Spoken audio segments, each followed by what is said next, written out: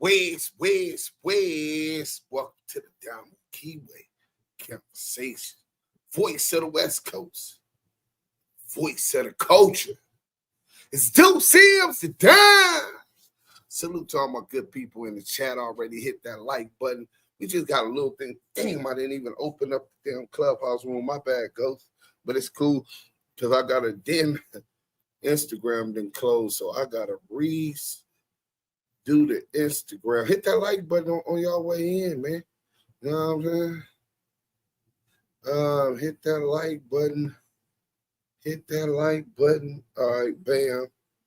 We got Duse M runs a drill on CS2 back, so I gotta remake a whole new IG link. You know what I'm saying? Okay, boom. Hit that like button. Hit that like button. I know y'all like, damn, this Duse M, he grinding. Y'all at least y'all could do is hit the like button. Okay, remove from Instagram. Boom, hit that like button. Oh, we finna flame CS2 back up. Y'all love this one. You know what I'm saying? Oh, y'all love this one. Believe that.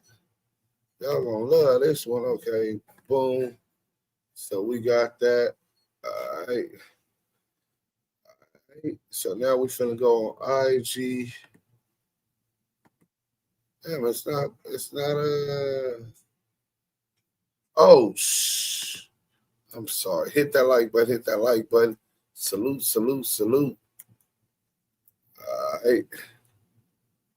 So we could close that. Go to IG. Put the stream key in. I told everybody turn them notifications on. So if they miss it, I ain't gonna make y'all wait. We gonna get to it. I'm just making sure that we live on IG. Y'all gotta remember, I got a lot of followers on IG. Well, not a lot, like, you know, super famous people, you know what I'm saying? But I got more followers there than I do even on my YouTube, bro. So, you know what I'm saying? Salute to everybody that follow me on IG. You know what I'm saying? Big T, what's up, bro? You know what I'm saying? So we is streaming now. We are officially streaming on we are officially streaming on YouTube right now. Let me go ahead and put YouTube or Twitch. They should know they could go to Active Chucks. You know what I'm saying? Park Baby, what's up, homegirl? Blue Benji, what up? Salute. You know what I'm saying? So we finna get into the content. Wack been telling since he walked the side FR getting treated for snitching. He was getting treated on fire. Let's get it. Muddy Waters, what up, bro? The Union, here we go. We got the bond. We keeping tabs on your promptness, sir. Deuce, the Union on me because I was a little late, but it's all right. Rat All Stars, the telethon. Nasty work. Yes, nasty work. You working on 5 minutes here, sir? Yeah, I had to use the restroom. I'm sorry. Damn, Muddy, you putting our partner to work. Like, yeah, I'm going to watch reruns of Dose of Reality. Deuce outside on the grill. No, I wasn't. Deuce outside hitting his brimming on the T-bone steak. No. Salute to the chat, Miles. Deuce M, Jerry Griffin, what up? Ed Bell, what up? West, salute to Deuce M, to Don, free to Big OG. Salute, Big OG you. Salute from the 318 Sweetport, Louisiana. Keep dropping. Slime Ball TV is in here looking with his looking ass. You been grinding, Slime Ball. We ain't been seeing you. That means you been getting to a bag somewhere. Showtime. Salute, gang. Slime Ball been dropping good content. I've been watching, catching them late. Hey, man, I appreciate the compliment, man. Ben I am Araya, 804 checking in. Salute, dude. Salute to the 804. Wait, ain't 804 like VA? Where's the 804? Just to make sure I'm correct. Solidata Maria, right, Hearts, Marie Hearts, and then I think that's an award, Heart Award. Okay. So we finna get to the beginning content. We gonna get to the content. We gonna get to the content. You know what I'm saying? So we all know CS2 back is the title tale. You know what I'm saying? You finish how you start how you finish. And he been started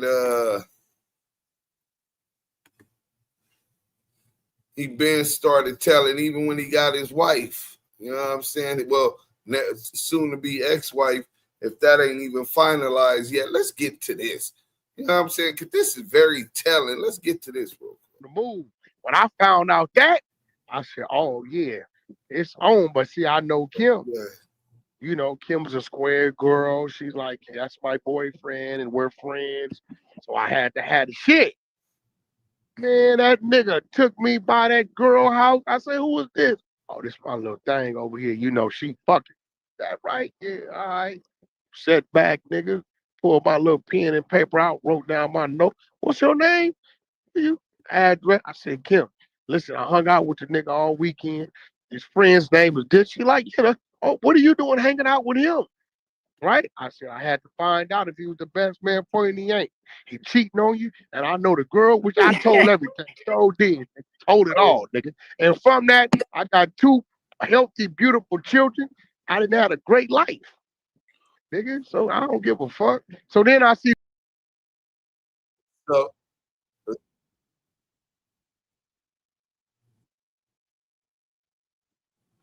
So he admit, that was when he was upset we was running the thing about his divorce with Kim, you know what I'm saying? Damn, where's the I don't even see the banner on. Hold on, let me turn the banner on. Man. We tripping up in here, man. You know what I'm saying? I'm at we ain't got the active Chuck thing already. The least we could do is have a cash app. You know what I'm saying? Yeah, it is Richmond, VA. I knew it was VA. Well, I didn't know. I was quite sure it was VA. You know what I'm saying? La Monte, you keep popping in blood on payroll. Meet me at 6878 Beck Avenue. You going to bleed blood? Nah. He don't got 6878 Beck Avenue no more. And that nigga ain't trying to meet me nowhere. Salute Big Duse in the chat. Salute West. Shout out to Spirit Wonder. What's up? Shout out to the Damu Kiwi conversation in the whole chat. Miss Lisa, greetings, cooking and baking, but listening. Appreciate this. Y'all tuning in. Hit the like button. We finna flame them up. You finally showed up, slow man. Well, you know what they say, slow progression better than no progression. The whole thing is we're making progression. So he been telling since he was 12. Listen, man, he's been telling it's just in him. You know what I'm saying? You know how niggas be like, the ism is in him or the gangsterism just in him. That's who he is. That's just who he is. You know what I'm saying? So he been telling. But on another note, let's get to this real quick. You know what I'm saying? Let's get to this real quick.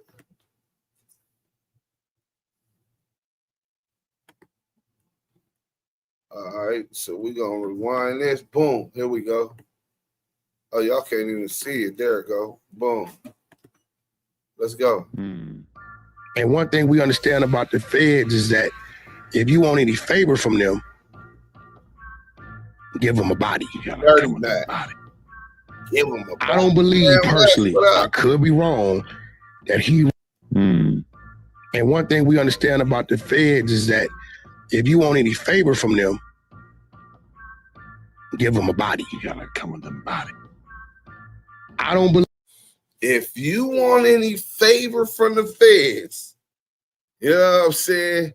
You gotta give them a body. You know what I'm saying? I've been to the feds. I never knew that the rats had to give them a body. You know what I'm saying? I'm quite sure I knew that rats have given them bodies, but I know that rats come in all shapes, forms. They tell about all kind of different things. Drug deals, line you up. I didn't know that for the feds, and you know what they say, to know is to experience, right? So in his experience, he already knew that to get a favor from the feds, you had to give them a body. Hit that like button. We finna cook. So if to know is to experience, how did he know that? Because he done gave them a body before. And that's who he's working with, the feds. He's very particular in that statement. So we finna get into this real quick. The content is gonna content. We finna flame CS2 back up. It's been a minute, but I ain't lost it. So you can best believe we finna flame his ass up. Let's go.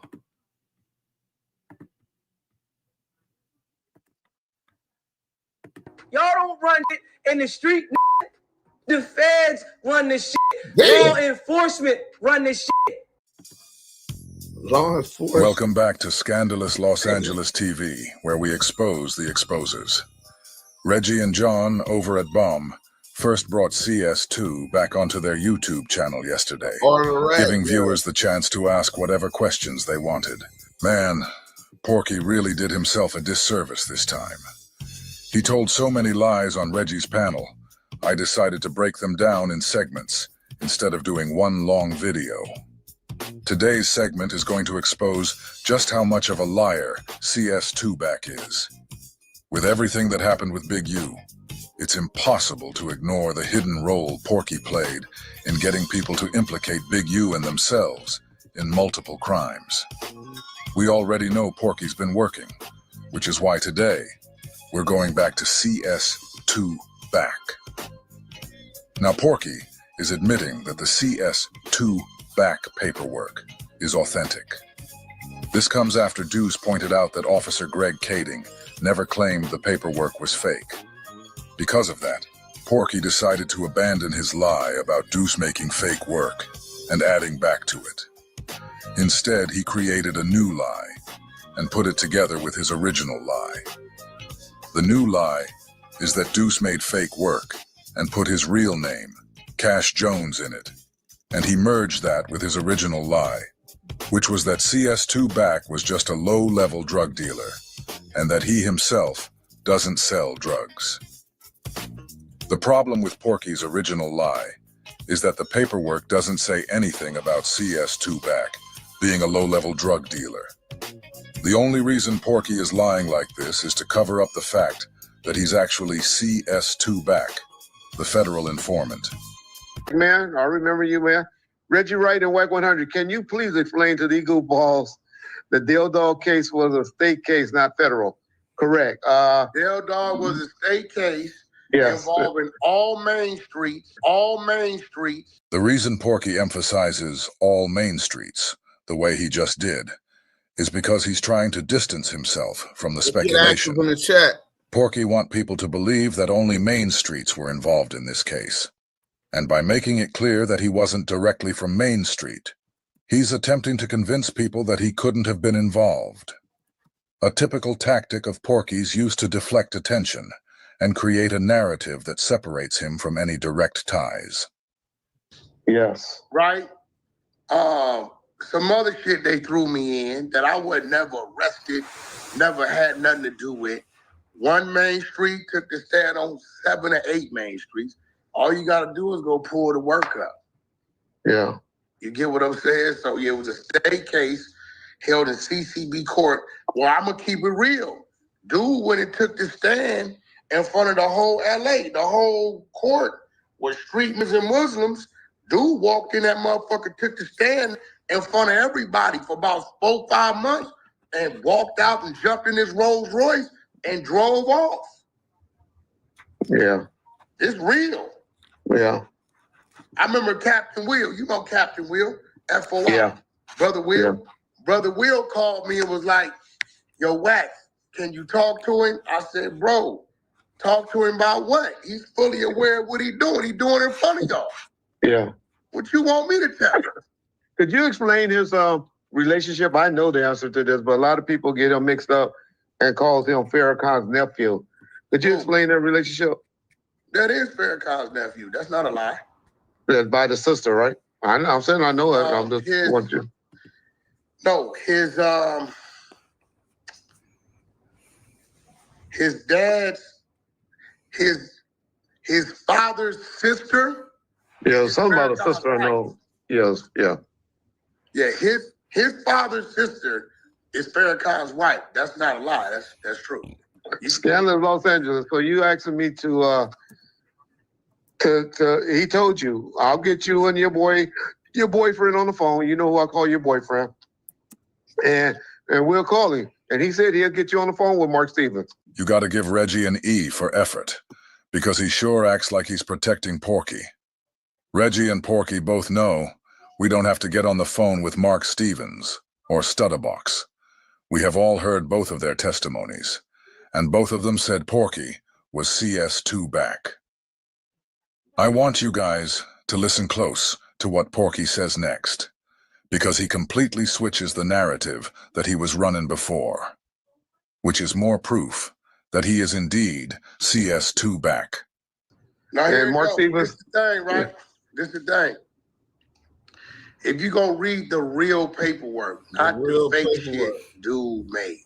He made a fake document where he started putting my real name in it. He made a fake document where he started putting my real name in it. He made a fake document where he started putting my real name in it. If you read it, it says CS2 back.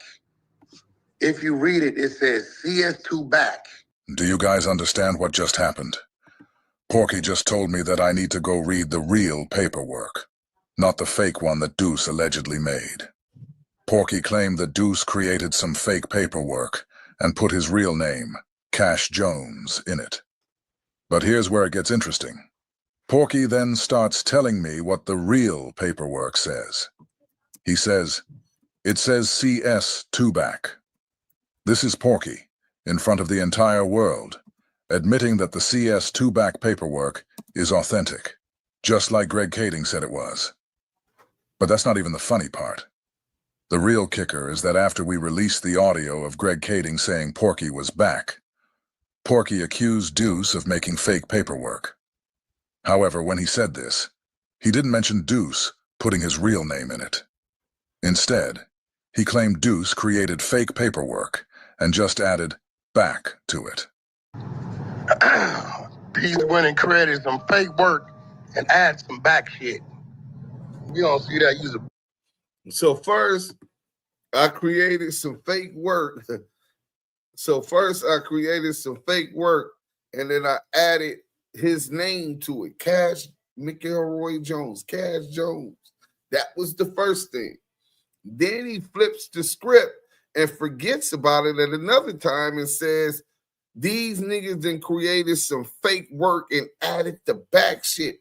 But if you pay attention, you see I put it up here where he says the real paperwork says CS2 back.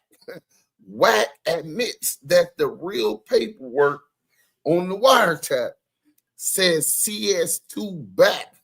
Now here he is saying that I added his name, Cash Jones, to the paperwork, but the real paperwork says CS2 back. Then he comes back and said, I added some back shit to the paperwork. I'm done talking about it. Very, very interested. CS2 back, standing for confidential source 2 back. And we're going to get to it, because if he's admitting that the real paperwork says CS2 back on that wiretap, then we're finna have Detective Greg Kading, the same non-credible, dirty pig Greg Kading that was later fired. Oh, we'll get into that also. You know what I'm saying? For messing with, tampering with evidence or something he did. But we'll play the clip and the news people will talk about that disgraced LAPD officer who was a deputized federal agent. This is the same one Wack100 brought. And he will say, well, I'm sure Wack will admit that that's Wack100 on that wiretap. Well, if the real paperwork says CS2 back, and Greg Kading is admitting and saying that he's sure Wack will admit that that's him on the wiretap, then we know who CS2 back is. It's real simple. But we're going to watch this, and then I'm going to go to Greg Kading. Oh, so I'm done talking about this shit. He's winning credit, some fake work, and add some back shit. You don't see that, use a bowl, so I'm done talking about this shit. But this is what's retarded. If you gonna add something, why wouldn't you just put my real name? If you gonna add some shit and you want to make it believable, just put my real name. Why the fuck would you put something in there that say it sounds like your real name? Like, this is crazy. Dude said, actually, we got the clip. He said, I went and pulled the paperwork myself. Same docket number right here. There is no fucking clause in there with a CS2 back mention. You added that to your paperwork. Now, fast forward to today. Porky is openly admitting that the real, authentic paperwork actually says CS2 back, which directly contradicts his earlier claims that Duse added back to it. So now, on Reggie's panel, Porky has completely changed his story, essentially repackaging his lie, which only helps to expose him even further. The contradictions are piling up, and it's becoming clear that Porky can't keep his story straight. If you read it, it says CS2 back is a low-level drug dealer who's in fear that if found out, his family will be harmed by the main streets. He said, if you read the real paperwork, it says CS2 back was a low-level drug dealer, right? Which it doesn't say that he was a low-level drug dealer. But he's saying that the real paperwork has CS2 back on it. So how did Duse M add CS2 back to the real paperwork, bro? How did I add that to it? This is nasty work, bro. See, these are the things they leave out about this CS2 back dude, right? He went and created some fake work and add some back shit. Read it, it says CS2 back is a low-level drug dealer who's in fear that if found out, his family will be harmed by the main streets. See, these are the things they leave out about this CS2 back dude, right? There is no fucking clause in there with a CS2 back mention. So you added that to your paperwork. So I added Duse M's, added that. Everybody hit the motherfucking like button, nigga. We finna flame this rat ass nigga up, right? So Duse M's then added CS2 back to the paperwork. This is what he told these slow ass niggas on Clubhouse. And then here he say now that it says CS2 back was a low-level drug dealer in the real paperwork. So I couldn't have added it to the real paperwork, right? Because I'm not a federal agent. I didn't know nothing about Money Mark Stevens back then. I didn't know nothing about Stutterbox. Well, I did hear Stutterbox's name back then, but I never met him or knew too much about him. I heard of Del Dog back then. You from LA, you heard of Del Dog.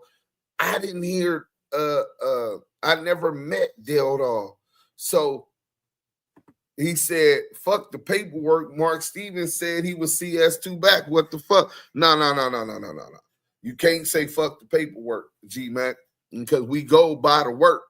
Now, what Mark Stevens says corroborates the paperwork. When we read the paperwork, it's clear that whoever called Mark Stevens trying to get him to three-way Del Dog because Stutterbox had went sour and because the phones was tapped was CS2 back. Mark Stevens confirmed that that's who called him, and that was the conversation. So we can't say fuck the paperwork. The niggas on paperwork, nigga. You know what I'm saying? Yaya's kids, salute Deuce the Don, Active Chuck, salute, man. Appreciate that. I talked to dog. Yo, Deuce, is CS2 back connected to Lara Cohen, who's the global chairman of music and head of YouTube? Lara Cohen was the last I checked. But I ain't checked in some months, but that's who it was. But let's get back to it. We cooking Porky today. I really hope you guys can see what's going on here. If you didn't believe Porky was CS2 back before, I hope you believe it now. Initially, Porky claimed that there was no clause in the paperwork mentioning CS2 back, and that Duse was the one who added that detail. But now, Porky is contradicting himself, saying that the CS2 back paperwork is legit, and that it clearly states CS2 back was a low-level drug dealer. This should be enough to prove to the entire world that the CS2 back paperwork is real, and that Porky the Pyru is, in fact, CS2 back. Porky even told me directly to go read the paperwork, and I'd see that it says CS2 back was a low-level drug dealer. Now I'm just going to tell you all right now. The paperwork does not say that. Porky is lying again. He's a master at spinning stories, but the truth is clear. He's caught in his own web of lies. I ain't never had a dope case in my life. Yeah. And if I was a dope dealer, best believe I wouldn't have been a low-level dope dealer. And best believe I don't have no family that I got to worry about that live in the main streets. I'm not from Main Street. My neighborhood is probably about 18 miles from Main Street. 18 to 20 good miles. So if you go read it, but again, you probably a dude from Scandinavia or something who don't understand what you're reading. You got to tell yourself, well, it gives a description of who this dude is and what he does in the streets. Does it fit my description? Yeah. Porky knows I'm not from Scandinavia. If I was, his empty spin attempts might actually work. So what I do next is I send Porky a $10,000 challenge, asking him to provide proof before all of Reggie's viewers that the paperwork said CS2 back was a low-level drug dealer. You see, these are the uninterrupted lies Porky has been on Clubhouse telling for years. This is the reason he blocked Duse on Clubhouse. Porky knows the kind of holes Duse would poke through his lies. So he avoids him like the bubonic plague. All right, Scandalous, this is your Reggie. Tell him I challenge him to $10,000 right now. You have to show it and put it in escrow. Everybody always talking about money, but you put it in escrow. And he said, I'll challenge right now on this live show us where is a CS2 was a low-level drug dealer. Ask him that, Reggie. Okay. Bro, this what he got to do, bro. Because the other Duse M's created a whole fake document where all of a sudden it said Cash Jones. Like, it was crazy. Okay. But this is what's retarded. If you gonna add something, why wouldn't you just put my real name? That's why you said the real one when you said it. All you got to do is go pull it up under Liddell Rawls. That's Dale Dog name. Okay. Pull that document up under that paperwork, then read it. Fuck with this bullshit they got. You go pull up Liddell Rawls, right? And then read it. We gonna get into some of these what you call it. I just read one page of the paperwork. I'm gonna read 2 more pages because Scandalous challenged them. Black Caesar, salute. And Reggie read it, $10,000 bet that Wack100 can't go through the paperwork and show him where it says that CS2 back was a low-level drug dealer and a Main Street Crip. See, this is right here is why Scandalous was tricking that, we already tricked him out of 2,000. Scandalous trying to trick him out of 10. You know what I'm saying? He wants the bag. Yeah, Scandalous, he tried to bait the niggas so bad. Well, he know he CS2 back. So he know the Scandalous was too sure of himself. He was too cocky, right? So Correct. Reggie read it, Wack listening, and it says CS2 back. See, what Wack is reading, you see this stuff that's crossed out? Huh? No, I'm listening to you dudes. You said, repeat that one more time for me. Look at the thing at the screen. You see the paperwork that's crossed out, the part. Yeah, with the line at the top in the right hand. Well, it'll be my right top corner with the X going. Yeah, correct. Yeah, right. So right there, if I blow it all the way up, y'all should be able. No, that's as much as it go. It says CI2, confidential informant 2. Wow. Right. And that's the low-level purchaser of crack cocaine, et cetera, right? You got a CI2, and then you got a CS2. So with his dumb ass can't read no paperwork, you know, you gang goofy from when he was horny for content. You know what I'm saying? You know the nigga don't know how to read no work. What really happened here is that Porky was spinning. He knows the difference between CS2 and CI2, and he saw that the entire section for CI2 was blacked out with a marker. So why would Porky read the crossed out section, but completely miss the paragraph underneath it? That just happens to be about CS2 back. But hey, it's all out in the open now. We're going to go through that paperwork, just like Porky told us to. And it's crazy, because every time we do exactly what Porky says, all we find are more lies from him. And the blame just keeps landing squarely on his shoulders. The truth is coming to light, and Porky's attempts to spin the story only make his lies more obvious. So we thought we had one. You know what I'm saying? Scanners try to bamboozle the nigga. The nigga talking about CS2 back was a low-level drug dealer and this and this and this and that, right? No, that's CI2 back, right?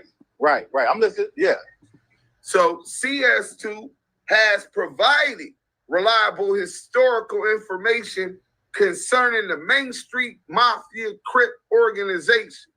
In the history of Main Street, so shout out to the Main Streets. So let's get that by, because I got some other clips where Wack is saying, hey, let's talk about Back. Back never told. He never told that. Oh, they don't talk about that on the other side of Clubhouse. No, they don't talk about Back. Never told. Who he told on? He told on the main historical, reliable historical information. Let's go. They got a lot of legendary niggas over there that was getting to that bag. Richie Rich, all kind of dudes, right?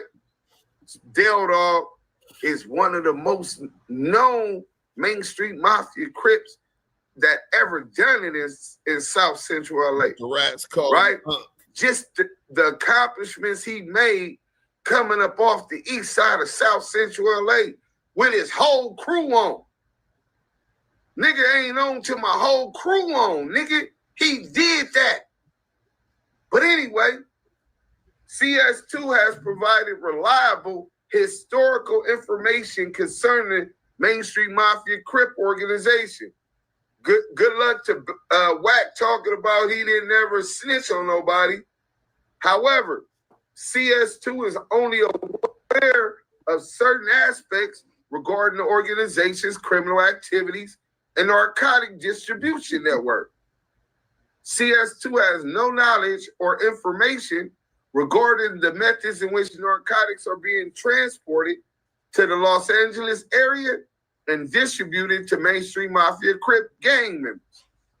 Additionally, CS2 is unable to provide information regarding the narcotic customers, flow of narcotic proceeds, and methods that they are using to laundering their narcotic proceeds. CS2 is only able to identify a limited number of Main Street Mafia Crip gang members.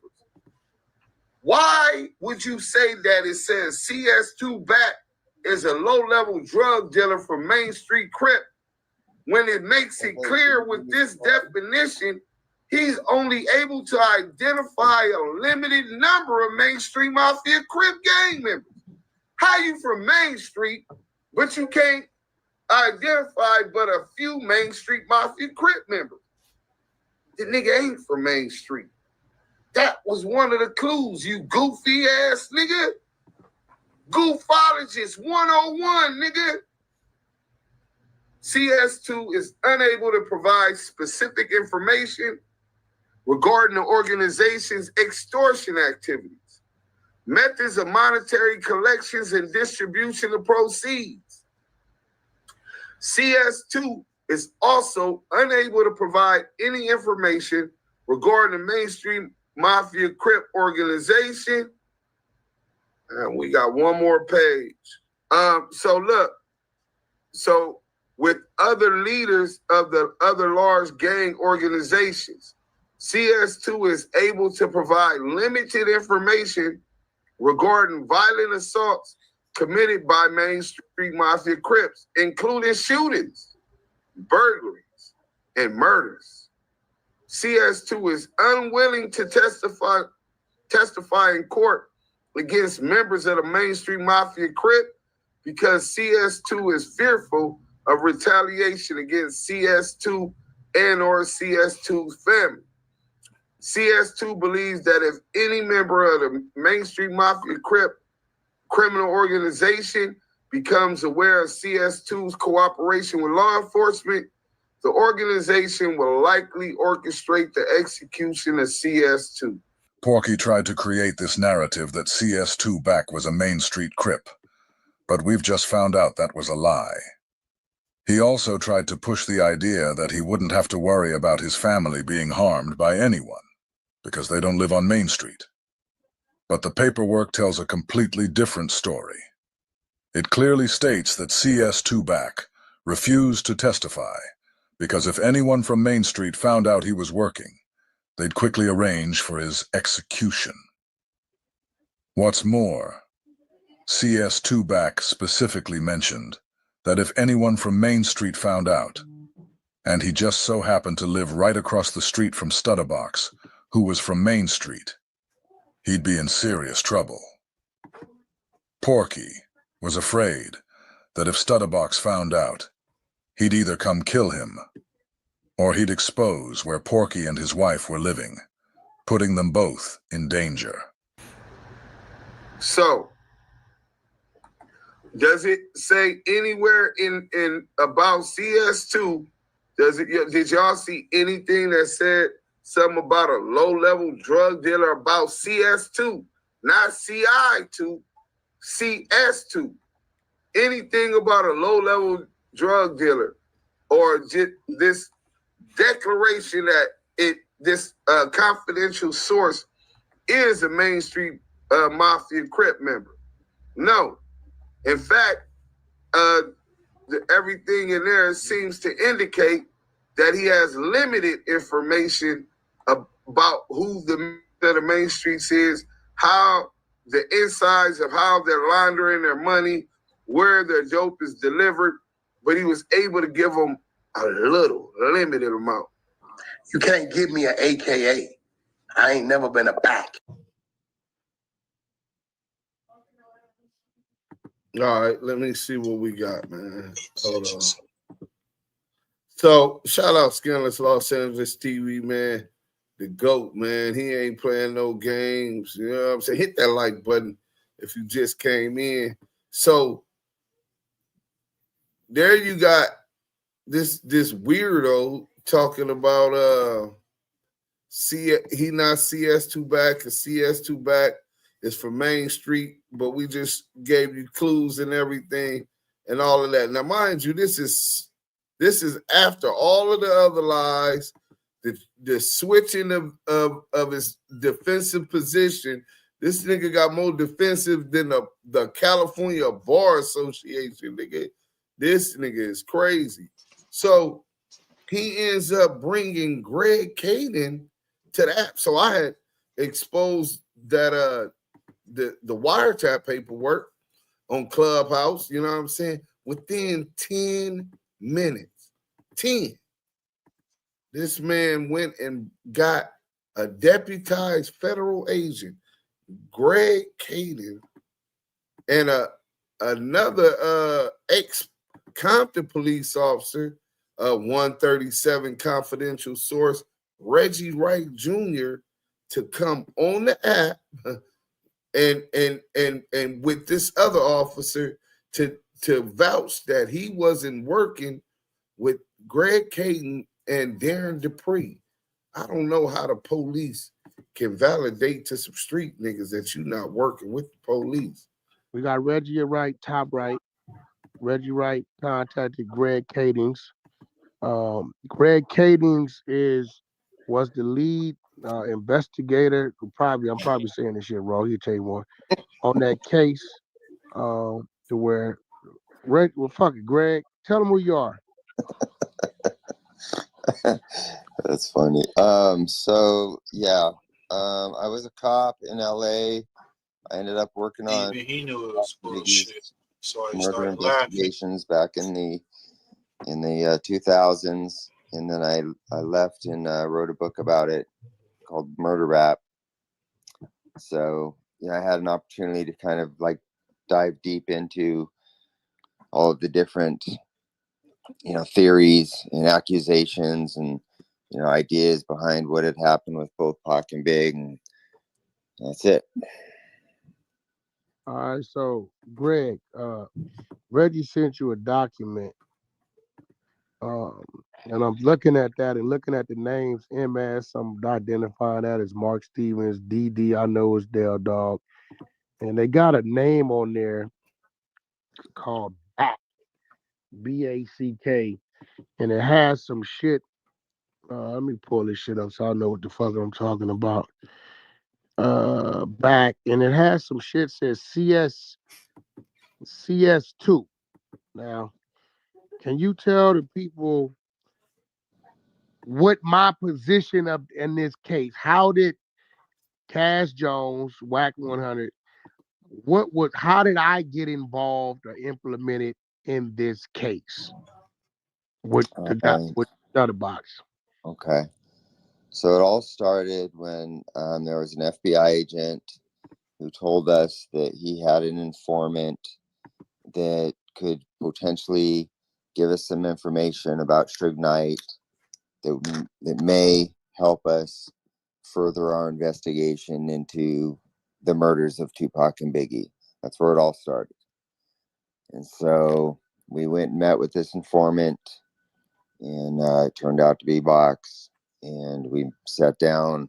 It was like on Melrose or Santa Monica, and he pulled up in his Bentley, and we sat down at a Starbucks and started chopping up, and he gave us this information that led to you. And so we didn't know. Hey, Immortal, that's why Greg was laughing, because Wack lied trying to introduce him as the lead detective in the Main Street case, which he wasn't. He was an overseer, and we got him admitting that. It was the sheriffs on the Joint Task Force, Detective Michael Coet and Paul Fournier. Paul Fournier was the lead detective, and his partner was Detective Michael Coet. But you 100% right, bro. He know damn well he wasn't no lead investigator on that Main Street case. That's why he started laughing and What was real. What the hell was the information that led to me? Well, the information was that if we looked into you, we might find some things out that would help us maybe get some leverage on Suge. So it was just like that. And so we're like, all right, we didn't know any better. We're like, well, the FBI says this guy, is worth listening to. So the guy we talking about that we're listening to is Stutterbox. Right. So Greg, before you go any further, how long does a motherfucker gotta be like working with the FBI before they're calling a guy like you that's investigating the case as serious as you have to say he's a reliable source? Well, Greg, explain to him the different level of informants you have, and that answers the question better. So there's a CI, which is a confidential informant. There's a CRI, which is a confidential, reliable informant. There's a witness. There's different levels of informants and sources of information. And so as cops, we're just going to listen to everybody. And in time, you prove whether or not they're reliable or not. But you don't just disregard somebody because you haven't proven their reliability. So, I don't know what Box had going on, the whole Main Street thing and all his drama and background going on with that case. I became involved in it later.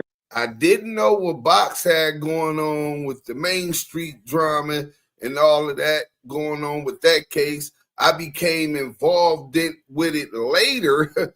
Yeah, he got involved with it later But at that point in time, they're just saying, hey, you should talk to this guy. He may be able to give you some information that will help with your case. That's it. Hey, Greg, so could you tell them what level they told you that he was? Was he reliable? Was he a CI? Had he worked in the past for him? Or what if you could tell just a different level that that they represented to you that he was? Yeah, and to be perfectly honest, I don't remember exactly what the, language was or what the, qualifications were. It was just like, hey, we have this guy says he can help you guys out. We're working with him on something else, and so, give him the time to hear him out, and that's it. I don't remember if they said he was established as reliable. You portrayed him as a reliable, meaning that he gave reliable information in the past in the movie. This FYI. Yeah, well, it's a movie, so people do what they're going to do to make these stories more entertaining. So when Wack tries to send y'all to the book or to the movie, don't be spit like that. Greg Kading, Reggie Wright just says, well, for your information, in the movie, y'all portrayed him as a reliable. And he said, yeah, but that's a movie. We got to do what we got to do to sell entertainment. So you can't even go by the movie. And that's his favorite go-to. Fuck that movie, nigga. Bring the paperwork. You talk to them people, bring the work. Stop letting them spin y'all with that. Let's go. I'm just telling you that what actually happened. It was your movie. Box, hold on, Reggie. When you got with Box tells you that it's this guy that if you look into him, Mike could give you or lead you to him doing some illegal business with Suge Knight. That was his whole thing. Yes. And that guy was me. You're right. So where did it go from there? So we said, all right, we'll give this information the benefit of the doubt. And we began to kind of look at you and figure, okay, well, the claim is that they're doing interstate transportation of narcotics. And so we do what we do in order to determine if there's any truth to that. And so we start investigating you. And as you know, it runs its course. We don't find anything incriminating or anything to validate the claims that Box had made. And then what steps did you take, Greg? Like the things happened to me with my home.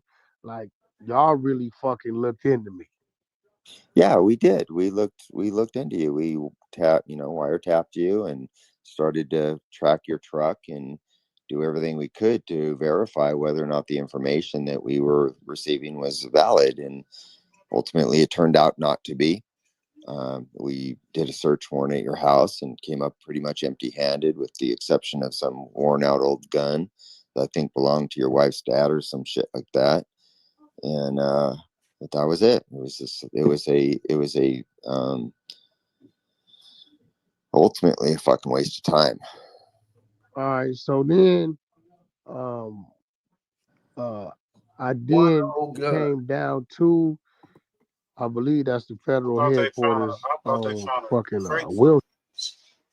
Yeah, well, he did, but I want y'all to be careful and pay attention to that, because I'm gonna show y'all where he admits it was more than one gun.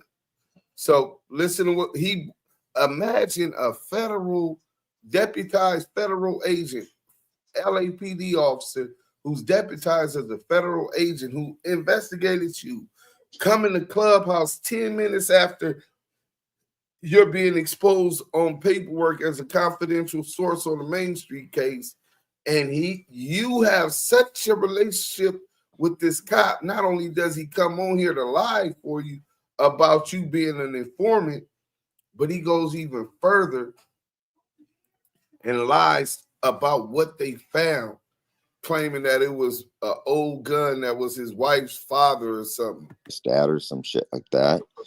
And ultimately it turned out not to be. We did a search warrant at your house and came up pretty much empty-handed, with the exception of some worn-out old gun that I think belonged to your wife's dad or some shit like that. And but that was it. It was ultimately a fucking waste of time. Dr. All right, so then what up? I then came down to, I believe that's the federal headquarters on fucking Wilshire. I think my representation at the time might have been Jeff Brody, right? Mm-hmm. So I guess the story is, when I came down to Wilshire, I came down there to inform and not pick up whatever little items I had, or I don't know what the fuck that was, but I know I had to come down to that Wilshire building, and I came down with my legal, which was Jeff Brody.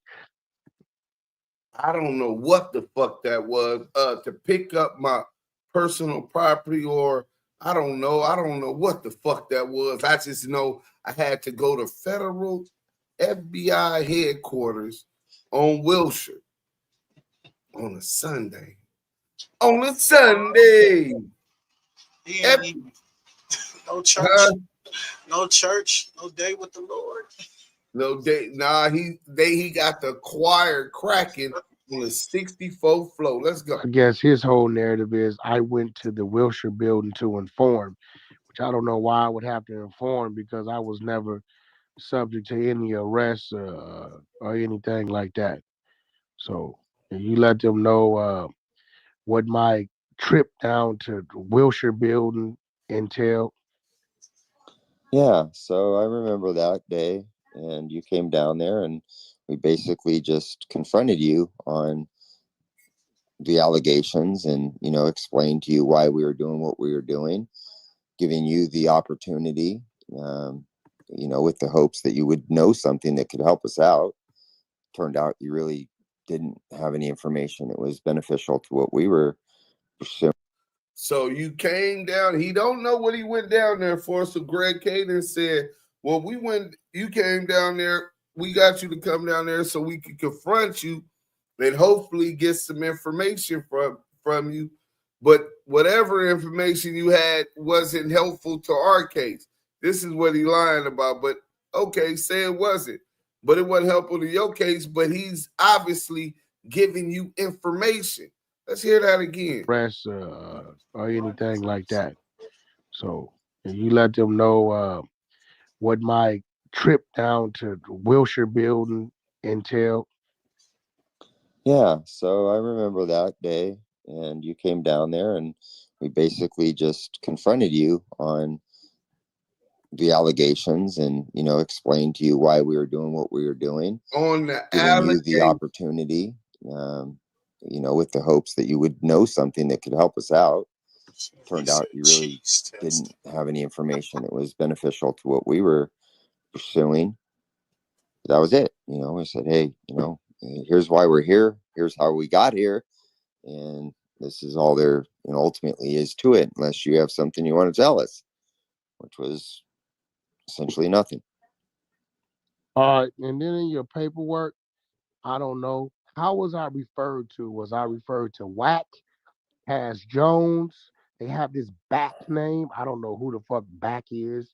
I don't know. I know I've never had that moniker, but I don't know. Maybe it was some coded shit. Or how did you recall referring to me through all the paperwork when you guys were like listening in on my wiretaps? So like saying, okay, this is Wack, this is Cass Jones on the wiretap. What was I referred to in your because I've never looked over that paperwork, never had a need to. Well, you got a need to now. You need to go get that. Well, you would have been identified as referred to most likely as like a target. And like your phone would have been target number, or your license plate would have been target whatever. It would have been, clearly understandable to anybody reading it that this has something to do with this car, this phone, this person. We wouldn't have referred to you as an informant because you never were. We would have referred to you as a target or a source of not a source. Hold on. Did you hear what he just said? We would have referred to you as a target or a source of. Let's run that back real quick. Wack asked what they would have referred to him as. He said a target or a source of. Oh, I can't say it. Would have been target, whatever. It would have been, clearly understandable to anybody reading it that this has something to do with this car, this phone, this person. We wouldn't have referred to you as an informant because you never were. We would have referred to you as a target or a source of, not a source of information because you weren't even. Not a source of information because you weren't even that. Hey, let me go ahead and put something up in here real quick, man. We gotta make reliable. She sound like a reliable source. Hey, bro. I ain't too high off the wax, bro, but it sounds like he's gonna say a reliable source. And caught himself, bro. That is crazy. So nobody else got that? Yeah. Hold on, let me go ahead and we finna make a poll. What was Greg Kading finna say? Was Greg Kading about to admit Wack was a source of information? All right, so we're gonna have yes, no. I want to see if I'm tripping. Cause sometimes we can hear what we want to hear. I want to know if I'm tripping, brother. That's all. You know what I'm saying? I want to know if I'm tripping. Slow back. One more time. I want everybody active in the chat because the chat's where it's at. What did they refer to me as? Was the question. Cold game. Would have been target, whatever. It would have been, clearly understandable to anybody reading it that this has something to do with this car, this phone, this person. We wouldn't have referred to you as an informant because you never were. We would have referred to you as a target or a source of, not a source of information because you weren't even that. So,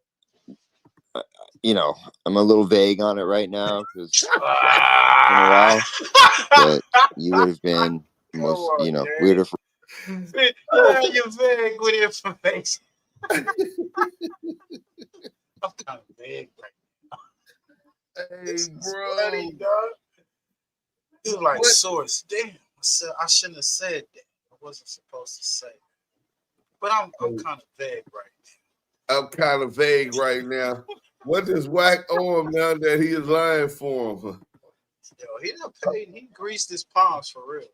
No, well, that's the reason why he really turned against Stutterbox, because Stutterbox got caught on wiretap saying that he had Greg Kading's partner on the tape, on the wiretap. He said, I got him in my pocket. I got the dirty cop in my pocket talking about Darren Dupree. But Darren Dupree was on this nigga team. Dan, I think he played a major role in every RICO serious case since the early 2000s. I think he started telling within 8 hours the day he was released. Forget labels. His A&R stands for attorneys and rats. I talked to the feds, essentially. Right, bro, the Judge Judy of hip-hop. Damn, that's nasty work. Greg said he came to talk, and he did talk, but like you said, he protected his source. Snitches get paid a nice amount. He kept a rat emoji in his signature. He don't say we outside. He say we in custody. Had to break. Both of them just clarify he's a snitch. Just listen to the selection of words. Okay, I'll be back. I knew I wasn't tripping, bro. Forget NWA. He repping NRW. niggas with ratitudes. Niggas ratitudes. Leaving no stone unturned. Mike B said he just said he didn't have any info that was any good to what they were investigating, which is a lie. But he basically says he did give info facts. He didn't say he lawyered up facts. But it gets even deeper because we finna get to some of the things we know that he talked about and mentioned. They talked about Stutterbox. Remember, he said they told him that Stutterbox gave him up. So they had to ask, was he moving dope with Stutterbox? He don't do drive-by, he do live testimony. Myron, salute. Active Chuck, salute. Mark Ramo, confidential source. Man, that's nasty. Which is a CS. Yeah, we know what a CS is. Confidential source 2 back. That nigga knew 70s hitters. Rat tail. Big Market, salute. We got the content. Y'all hit that like button. You know what I'm saying? Oh, they up in here. Fruit and slip. Wack100, not the voice of the streets, just the voice of the squeaks. That's what they burning his ass up in the chat, bro. Yo, where's y'all? Oh man, it probably at work. I'm send the yeah, he probably at work. More than one confidential source. Fact. Reliable source. Fake magazine covers. The source presents the hip hop rat advocate of the year. Yeah, hey, bro, that's the content tomorrow. I'm gonna get with the whole ETE team, and what we gonna do is the hip hop rat awards, nigga. Infographic meme, nigga. We gonna and y'all all can vote. You know what I'm saying?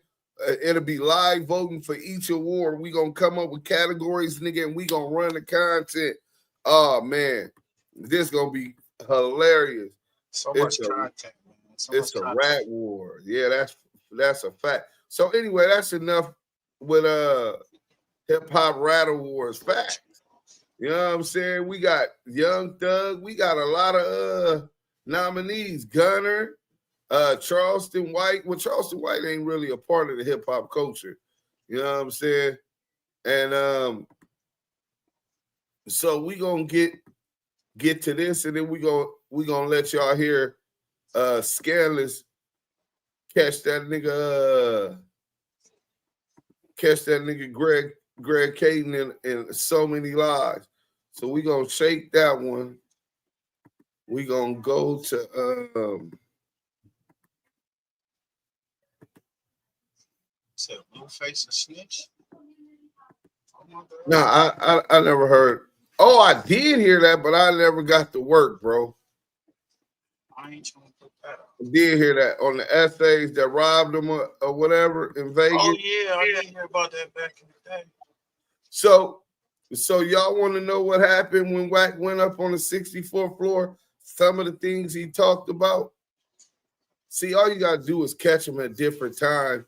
And he's liable to tell 100 different stories. You know what I'm saying? Because he can't tell the truth. But you can pick up. Dude says, well, we still got your client on 2 different situations. He like, is that right? We'll put him on the table. We walking out of here. Right? Hold on, let me back this up. First situation, he said, well, we found firearms in the house. He's an ex-convict felon. I'm sitting down, me and my attorney making the left. I make all I ain't off into. So when I get there, it's him and 2 chicks at the table. I sit at the table. What up, box? What you need me for? Oh man, no bitch. Hang out a little bit. 2 women, 2 of my homegirls, this, that, and other. I said, oh, okay. Yeah, how y'all doing? About 5 minutes, he said, I'm finna go to the bathroom. When he go to the bathroom, the chick start popping. She telling me she from New Orleans. She came out here to meet with this nigga. This bitch ass nigga and answer his phone. She come out here every month to buy 5 keys, all this shit, right? So when she talking, I'm looking at the y'all bitch, gotta right? remember bitch that. Bad. So Wack is talking to the FBI agent, bitch. Stutterbox that lined them up. Mind you, Stutterbox then already went to the Joint Task Force and told them, if you want to get Suge, then you got to get his trucker. So they put together a sting, and they put the bad bitch. Have y'all ever seen the movie Greg Kading and them put together? You seen that, fam, West? Yeah, I seen it. So you remember the pretty? She looked like she Mexican and black or Puerto Rican or something. The little short girl from Rock, from the Rock show. Yep. Okay, her. So she's playing the girl that was supposed to been trying to catch this nigga guy Stevie on the strip, right? And he's saying that the broad is telling him about 5 keys and all of that, right? Listen. When he go to the bathroom, the chick start popping. She telling me she from New Orleans. She came out here to meet with this nigga. This bitch ass nigga answered his phone. She come out here every month to buy 5 keys, all this shit, right? So when she talking, I'm looking at the bitch, right? Bitch bad. So when Box come back, I tell him I gotta go to the bathroom. So I make my way to the bathroom. Instead of making the left, I make a hard right to valet. I get on up out of there. You chilling with the answer? Right? When I got to the 60th floor, T-Money, guess who I saw the FBI flak jacket? The bitch. That's crazy. Right? So I say, damn, that's the same bitch. So by now my antennas go up like, damn, I'm saying this nigga Box with a fed and don't even know it. This one, I still ain't know what time it is, right? So we get into the conference room. They got like 7, 8 feds, whoever they little leader is, whatever y'all call him. I'm sitting down, me and my attorney going crazy. We filing a lawsuit, harassment. Y'all embarrassed my client. He lives in a gated community. He can't live there anymore. Homeowners Association is filing complaints against him because you guys came the way you came. His neighbors are frowning upon him, all this shit. We playing for the bag, right? So dude says, well, we still got your client on 2 different situations. Like, is that right? We put him on the table. We walking out of here. But you didn't catch what he said. He said he goes up on the floor. He at the FBI building. Listen, he entered the FBI building, and when he entered the conference room, listen. Filing the lawsuit, harassment. Y'all embarrassed my client. He lives in a. Hey, damn, that's the same bitch. So by now my antennas go up. Chilling with the answer. Right? When I got to the 60th floor, T-Money. When I got to the 60th floor, remember this is Sunday morning. The FBI building is closed, but he's going here with his lawyer. 2 days after his house was raided. His house was raided on the search warrant was served 2 days before he went and talked to them. So this is after they done raided his house and his truck. Pay attention. Guess who I saw the FBI flak jacket? The bitch. That's crazy. Right? So I say, damn, that's the same bitch. So by now my antennas go up like, damn, I'm saying this nigga Box with a fed and don't even know it. This one, I still ain't know what time it is, right? So we get into the conference room. They got like 7, 8. The upper conference room on the 60th floor. He was walking down the hall with them niggas. He was like, hey, damn, man, what kind of flashlight is that? To even have a conference room, they wanted to be spacious where they could have a lot of comfortable. They was sitting there with him. Yeah. It was like, okay, look, bro, we got you. Y'all gotta. That's exactly what they told him. You guessed 100% right. Listen to what he say. They tell him. They fed whoever they little leader is, whatever y'all call him. I'm sitting down, me and my attorney going crazy.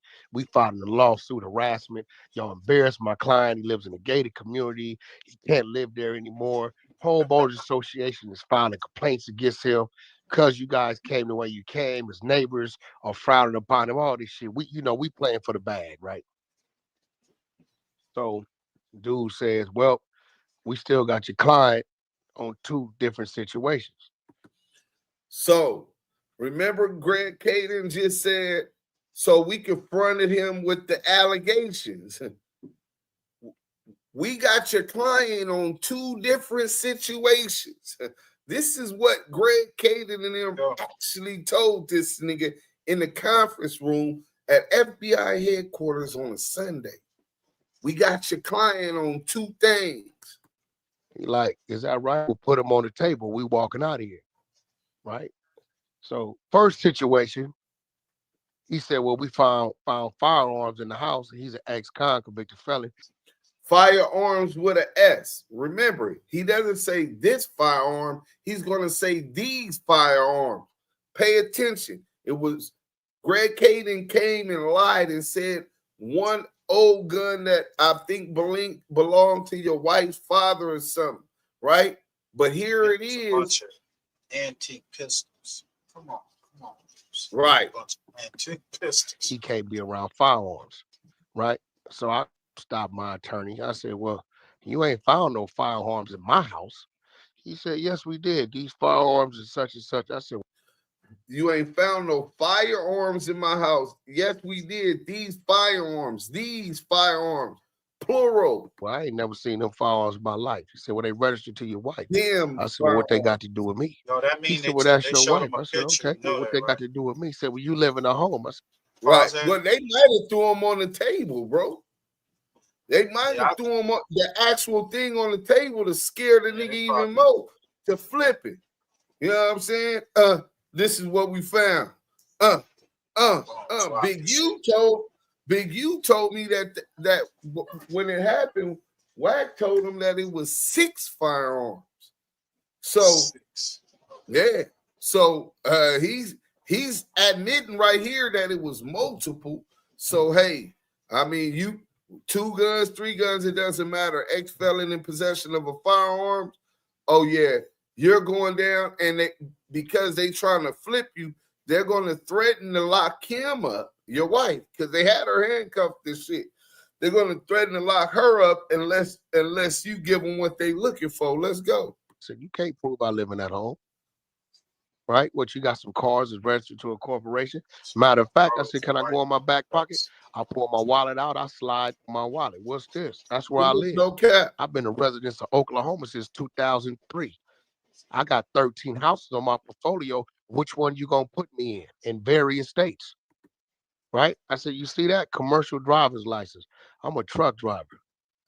So you putting some guns on me that's in a California residence, but yet I pay Oklahoma state taxes? Help me understand it. Let that go. Second thing they had against me, they press play, wiretap. This is why I know when I hear certain wiretaps was conspiracy, how they get you. So now he's saying not only did they tell him that they had him with the blinkies, they told him, oh, and we got you on a wiretap, nigga. Nigga, you said you had nothing to do with the Main Street case. You said that wasn't you in the paperwork at CS2 back. But for one reason or another, they got you they told you they got you on wiretaps. Nigga, they don't miss on no wiretap, nigga. They not gonna come get you till they know that they got you talking about crimes or doing a crime and conspiring to do crimes on wiretap. That's how the feds move, bro. They'll sleep with you. My mama told me my grandfather, I never got to meet my mom's father, he rest in peace. He had passed away before I was born, right? But my mama always told me her daddy told her that the feds will sleep with you and they'll wait years and they won't come get you until they got you. Wiretaps, bugs in the house. And they had all of this for Wack. And then they raid his house. And then 2 days after that, they said, we still got your client on 2 things. These guns, ex-felons with the guns, and a wiretap. And this is what he said got him out. He's having trial on the 64th floor at FBI headquarters. And he's his own lawyer. Let's go. They got me on the phone. said, yeah. All right, what you got? Said, we got a special move. Where's it coming from? Down by National City, down by Tijuana, Mexico. Yeah.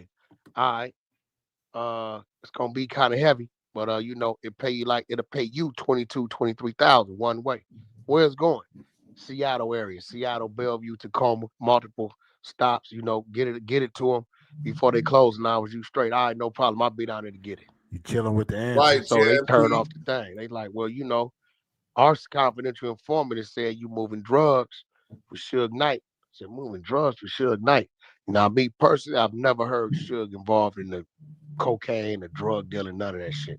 So I'm looking at it like they crazy because I know a recording they got. Ironic that I said, well, can I Reggie make a phone call His in front of dad you on was speakerphone? carcel, Yeah. trafficking Call the drugs number. and shit too.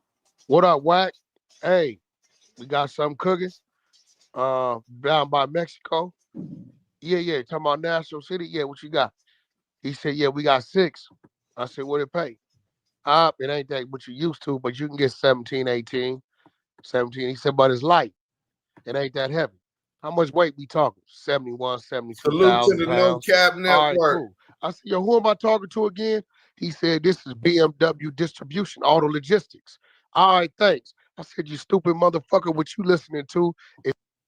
So, now, I know.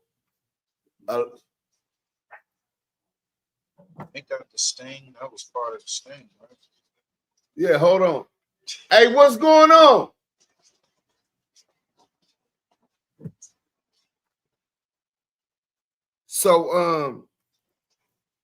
So when they said this is BMW Auto Logistics, bro, you gotta understand Tanisha Swan was caught up and lined up and caught up on fraud charges. Remember, Tanisha Swan was the last person who corroborated Poochie as the homicide. They had her on different things. They threatened to take her child, right? Put her child in child protective services. And she ended up pointing the finger at Suge Knight and Poochie on the unaliving of what you call it. But if you know law, anything about the law, it takes 2 people to corroborate one fact in the conspiracy, right? So that first fact initially came from her. So when he says that they caught him on wiretap and he's on the 60th floor in the conference room and they said, well, hold on, let me call him. That's not no dope. Who am I talking to? This is BMW Auto Logistics. Well, that's what Tanisha Swan's car, Tanisha Swan was caught up for. In a ring selling tag cars, fraud cars, getting them tagged in Mexico, and he was bringing them back. That's the wiretap. Right. So didn't his brother get caught up too with him? No. His brother got caught up with him in Texas on the gun case. This is him getting caught in California, and the sheriff's detective Paul Fournier and Paul Fournier and Michael Coet ended up knocking, right? So and they bring him. Now remember, they said that he was the only one that was arrested. So Wack said that they get him, they tell him two different cases, the pistols and the wiretap. Somebody catch him on Clubhouse or in the chat where he slides in one of these, what you call them, ask him again what was the wiretap, because I'm quite sure his story will change again. You know what I'm saying? Like it always does. Or he might stick to the same one, but push him for some more details. But at this point, it's already obvious. You ain't supposed to be talking to the feds, period, let alone on a Sunday. And you having this whole conversation with the deputized federal agents, one of which was talking to you about 5 keys You know what I'm saying? And they talking about they got you on wiretap. Now, mind you, y'all know this nigga's a horn dog. Bro, this nigga, they had the room on Clubhouse surviving Wack100. He's a serial masturbator. He gets female. I'm not saying baddie, bro. I'm talking about Mama Lisa, nigga. Mama Lisa is like 60-something years old, bro. 60-something years old, be having on somebody auntie grandma at church hat. You know how they be having the hats when they go to church with the little neck coming down? One of them type, nigga. Nigga got her busting it open, nigga, on FaceTime, recording them, nigga. While he whacking off, and they talking about he get the auntie, yeah. He in a granny porn too, but now he wants us to believe he's seen this badass Creole broad at Johnny's on the Strip. At Johnny's on the Strip. No, Stevie's on the Strip. I'm finna say Johnny Pastrami. He's seen this badass Creole looking broad at Stevie's on the Strip with Box, and they talking about 5 keys, and they connect with this thirsty ass nigga. He do business with rats. So you talking about you worried about doing business with this bitch? You gonna talk to her if anything, even if you ain't finna sell her to work. Your horny ass finna talk to her to get the number, and do whatever the fuck you gotta do. Cause you's a horn dog. You trying to figure out how you can slide up in that bad Creole bitch. You know what I'm saying? He was talking up a storm. He was pillow talking. Ain't no question, and that's what it was. He got the pillow talking, and they caught him on the first time. Listen, the fact that he described how fine she was showed how he was real interested. So he really was trying to show his Mac off and all that shit, trying to act like, because he do it now. So, exactly. I mean, he's a creature of habit. Come on. Stop. I totally agree with that. S550J says he said it was 8 of them. Why would it take 8 agents to talk to him unless they were all working on the case? Facts. It was the joint task force working on the Biggie case. Jan P. Salute MB all day, every day. Dr. Cheryl Lovely Fox. What kind of doctor are you, Cheryl? They knew he was going to tell. That's why it was a conference and not an arrest and bailout. Confidential source court on the 64th floor. So who telling on who? Because if Stutterbox telling and Wack, they're to set up Stutterbox and they meet the feds, who they telling on? This story alive. Yeah. Hey, go sit down. Go. Because you getting on my nerves. I'm going to get this belt. So this message is brought to you by Wack100, the National Association of Informants. Snitch safe, snitch proud. That's how he fucked over Kim. Right.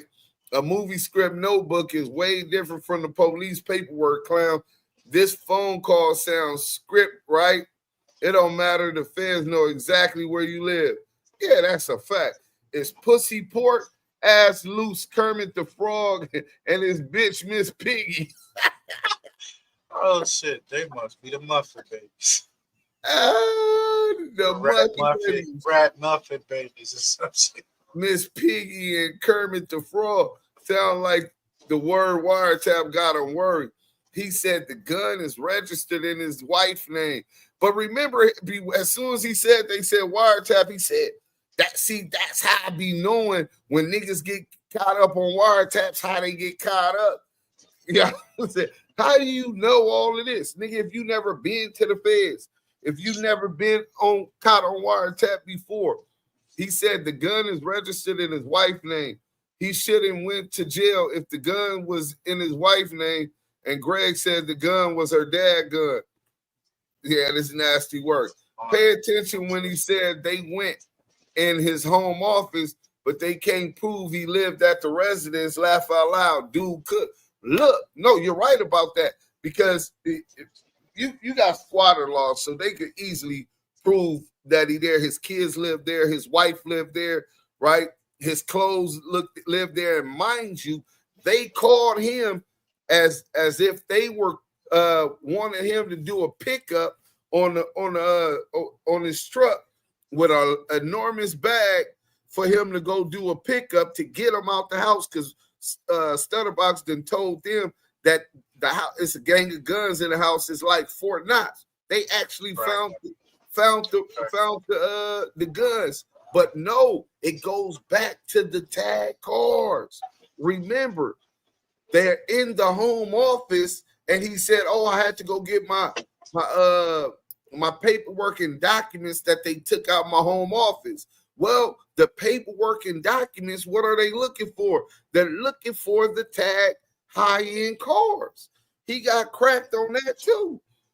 So why you got security for your kids? Because he was already working. So Wack said they met two Fed chicks to buy keys. I'm confused. Who Stutter telling on and how Wack telling? Lou, I don't know how you confused. Because someone they both telling. Nigga, you think only one can tell, nigga? And That's they the only thing, can tell like, on why one person? he admitted these niggas tried to kill him and his girl. They beat his ass. He went to the police, started working, and he was across the street from Wack, who was a eager, thirsty nigga that wanted to get close to the game and all these niggas. And then he's a nigga that's an ear hustler. So he even that picture with Shug and he's sitting in the car next to him shows it. You know how a picture says 1,000 words. That's that he's like that little rat ass nigga that was right there, and he turned out to be that. So you telling me this motherfucker, when he got cracked with them guns and all, he didn't start working from there? And y'all niggas can't believe that he ain't working now? Come on, bro. A person gonna show you who they is. This nigga's in everybody business. Why is he in this one Young Thug shit? He's in everybody fucking business. Y'all tell me he ain't a rat. If you don't believe me, you a goofy. I said it last time. You a goofy. But continue, bro. Continue. For real, though. Smooth Living said, "Can someone help me out? I didn't think anyone could just walk into the FBI building, especially after a raid. Is that possible?" Yeah, I think they had a meeting, like a Zoom meeting, but in person on a Sunday with his lawyer. They scheduled it. Senior General Trav, this clown lying. Them properties is Kim's. Pops had his weird ass manager. That ain't his ownership according to that perjury dealing with Bell and Keefe D out. No. That house is in his name. He owned the deal. Kim has no equity. That was the other big lie. G-Mac sent me the thing a long time ago, and I can show y'all if y'all want me to. Y'all could just put it in the chat, and I'll go back and go get it, right? But no, that house, that mortgage, all of that is in his name, and his name solely. It has nothing to do with Kim. You know what I'm saying? She might have helped him get it, but he put that money up and he got that in his name. They'll rent, it's up for foreclosure right now. They'll rent the house for rent on your street and dig through your trash. On Stutter, while they there, he lying. Did Stutterbox confirm this story? I don't know what you saying he lying about. Of course he lying, but I don't know what you said he lying about. My brother's Nebraska case, he was serving a dude that used to shoot the dog shoot the dog in his arm. Whole time he and his girl was the feds. He said when he went to court, they put the dude in rehab. He looked clean and healthy when he came to court. Damn. CS2 back. I believe they did tell him they had him on 2 cases, and one in Texas and the Main Street case. That's the 2. Hey, S550J, you sharp as porcupine quills, nigga. That's probably exactly what they said. They tell on each other's Christian Landry. Fact, CS2 back said he was on the 64th floor while holding 4 fingers like, bro, man. When he seen that girl, he got spooked because he just did business with her or tried to get her the 2 kilos she was looking for, which is conspiracy. Right. Hey, look, man, I don't be fucking with this, but this bitch, she out of town. Nigga trying to make this little quick, what you call it, man? What you gonna hit me for on them things, man? What how many you want, man? 5. 5? Yeah, you got to give me a deal, though. If not, I'm going to go holler at the homie. I know Blood got some. Oh, I'll give them to you for 17.5. Nah. What's the name said they give them to me for 16.8. Man, I'll do the 16.8 if you're getting all 5. Fuck it. You know what I'm saying? And that's all they needed. We was putting it on thick, going for the bag. But first, you waived the Miranda rights. Yeah, he had to waive his Miranda rights. You can't talk to him with your lawyer there. That's why your lawyer there to do all of the talking. So for him to be talking to him, it's either a proffer agreement or he all out waived his rights. Queen for a day, nigga. And if there are wiretaps and tracking him, they know where he lived. Yeah, they know he left his house that night to go to work. You know what I'm saying? That's why they waited till he left and then raided. They got his wife and all that at the house. They got him and it pulled his truck over. And they searched the truck. Wack's son, the belly dancer, his security. I talked to Dog and tell on everybody else. Yep, Fed agent. I seen it. The property was in Cash Jones' name. I remember that. Yep. Streets don't lie. Come on. Salute that Eminem. Dice TV. Salute. What's up, brother? You know what I'm saying? My bad. Is Wack lying about this meeting them Fed chick story? Hell no. He ain't lying about that. Served well, champ. Even in the movie, remember she was like, what was his name? And she got to talk about he's a blood. He with relations, just like Suge, with relations to him. His name was somebody in the chat. Let's see what his name was in the chat. Jimbo, what up, fool? Dirt gang in the building. Enter the Don LLC. Wait, hold on. Is that my brother, man? Kading? Yeah, that's Kading, man. Salute to Kading, man. We got to get this documentary done. We got the link. But chilling, my guy, man. I'm glad to see you in there. Alonzo Zoe Scott. That was the nigga name. She's the one in the movie that said, look, they already own it. Alonzo Zoe Scott, nigga. You know what I'm saying? Canada, CA, we here. Alonzo Zoe Scott. What's the trucker's name? Alonzo Zoe Scott.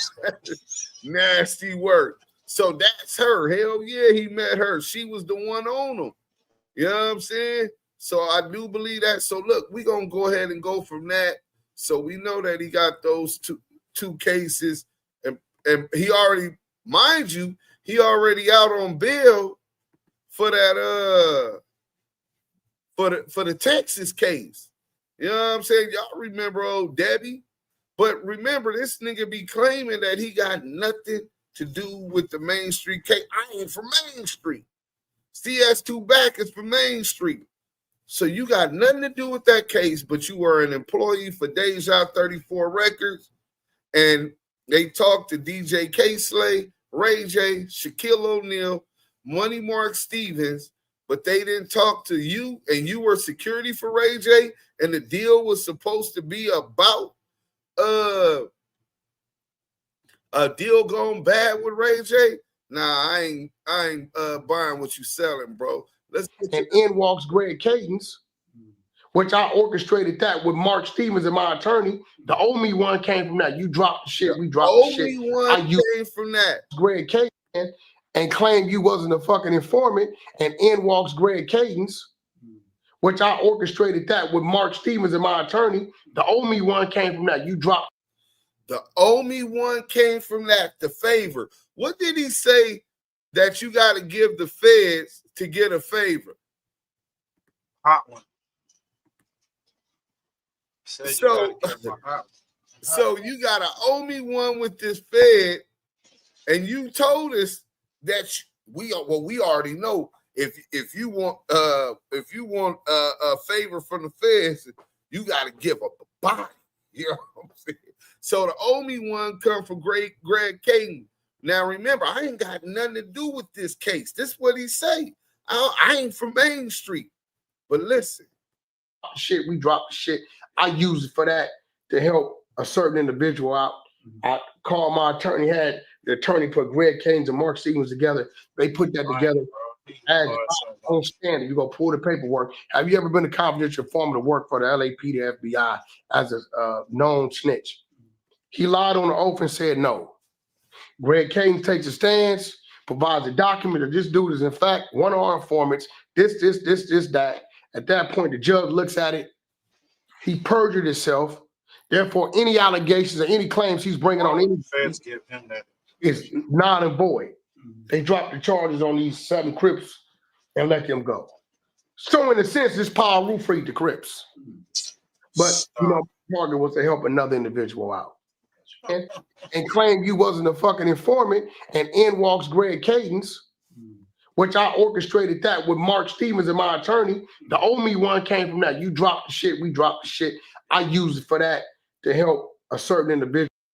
And Mark, that's his rendition. He helped Money Mark Stevens.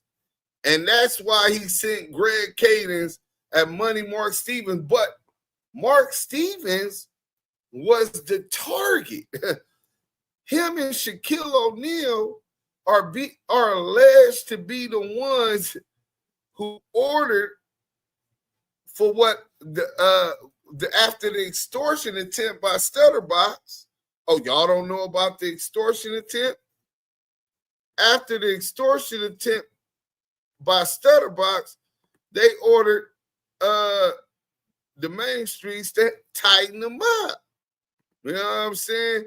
And that's when he got caught. But anyway, so we know he lying about Money Mark Stevens. He never thought that I would be able to go interview Money Mark Stevens, right?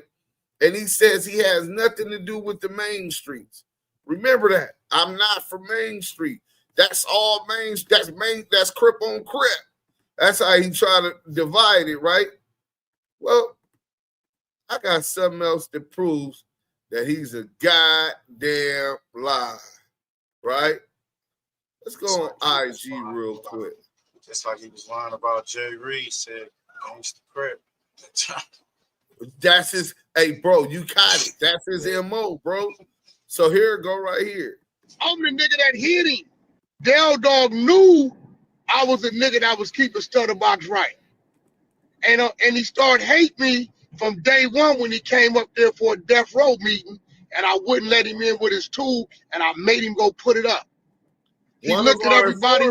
He said, "Homie, this is what it is." He said, "Wack running point, my nigga, like it's what it is." I said, "Bro, put it up. You can get up out of here on Power Road." You got to remember, he running set. So when I did him like that in front of his homies and Tony Muhammad, he hated me ever since. We ain't never had a kind word for each other. So I don't know what the fuck this bozo, or what you at Del Dog. Hey, the main streets is gonna be like, dog, what is you talking about? Them niggas never. That bozo, he played young. The nigga that killed Del Dog, they all know I'm the nigga that hit him.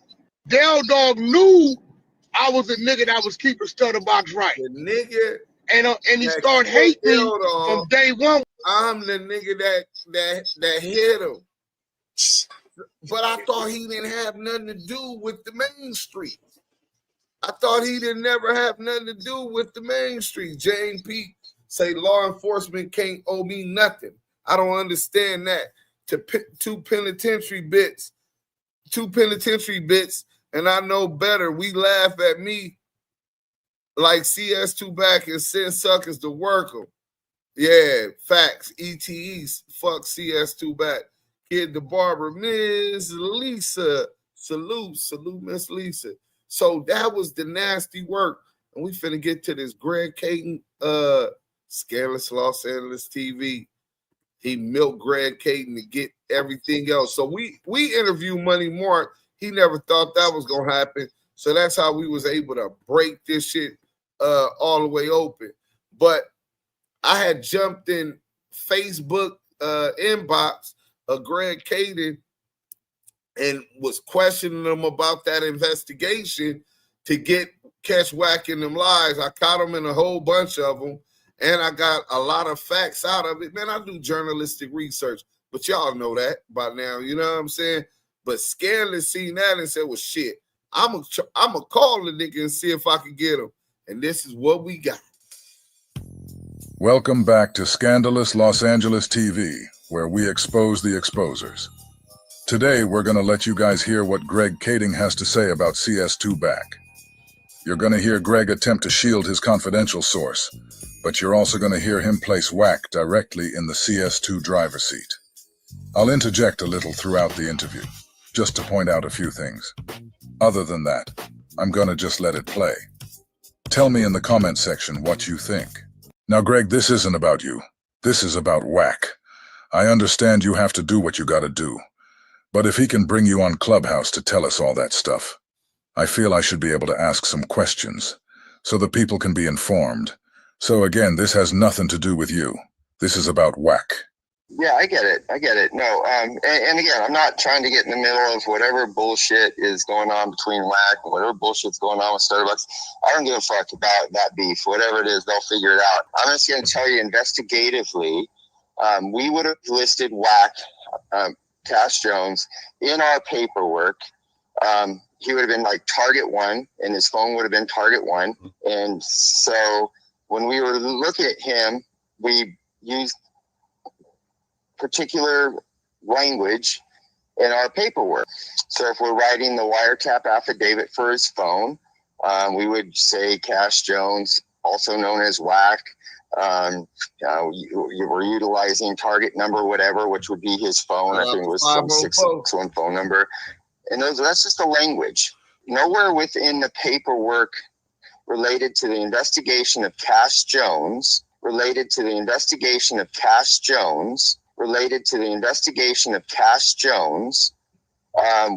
he ever... Y'all, see, a lot of y'all would think because he said the investigation of Cash Jones that he doesn't have, they found nothing or he didn't contribute nothing. But the investigation of Cash Jones is different from the investigation of Death Row and the Biggie murder, right? The investigation of Cash Jones is different from the investigation into the Main Street Crips. So Greg Kading is already being deceptive and trying to steer Scandalous down the wrong path. But Scandalous is way too shy. Let's go. Mentioned as a CS or an informant, because he wasn't. Okay. Now, Greg, we're talking about the case Stutterbox had against Shaquille O'Neal and the 7 Main Street Crips. When Wack brought you on Clubhouse, he asked you what would he have been referred to as in the paperwork. And then in your paperwork, I don't know. How was I referred to? Was I referred to Wack, Cash Jones? They have this Back name. I don't know who the fuck Back is. I don't know. I know I've never had that moniker, but I don't know. Maybe it was some coded shit. Or how did you recall referring to me through all the paperwork when you guys were like listening in on my wiretaps? So like saying, okay, this is Wack, this is Cash Jones on the wiretap. What was I referred to in your because I've never looked over that paperwork, never had a need to. What was I referred to? If Wack had nothing to do with Del Dog, Shaq, or any of the Main Street Crips, why would his name be being referred to in the paperwork at all?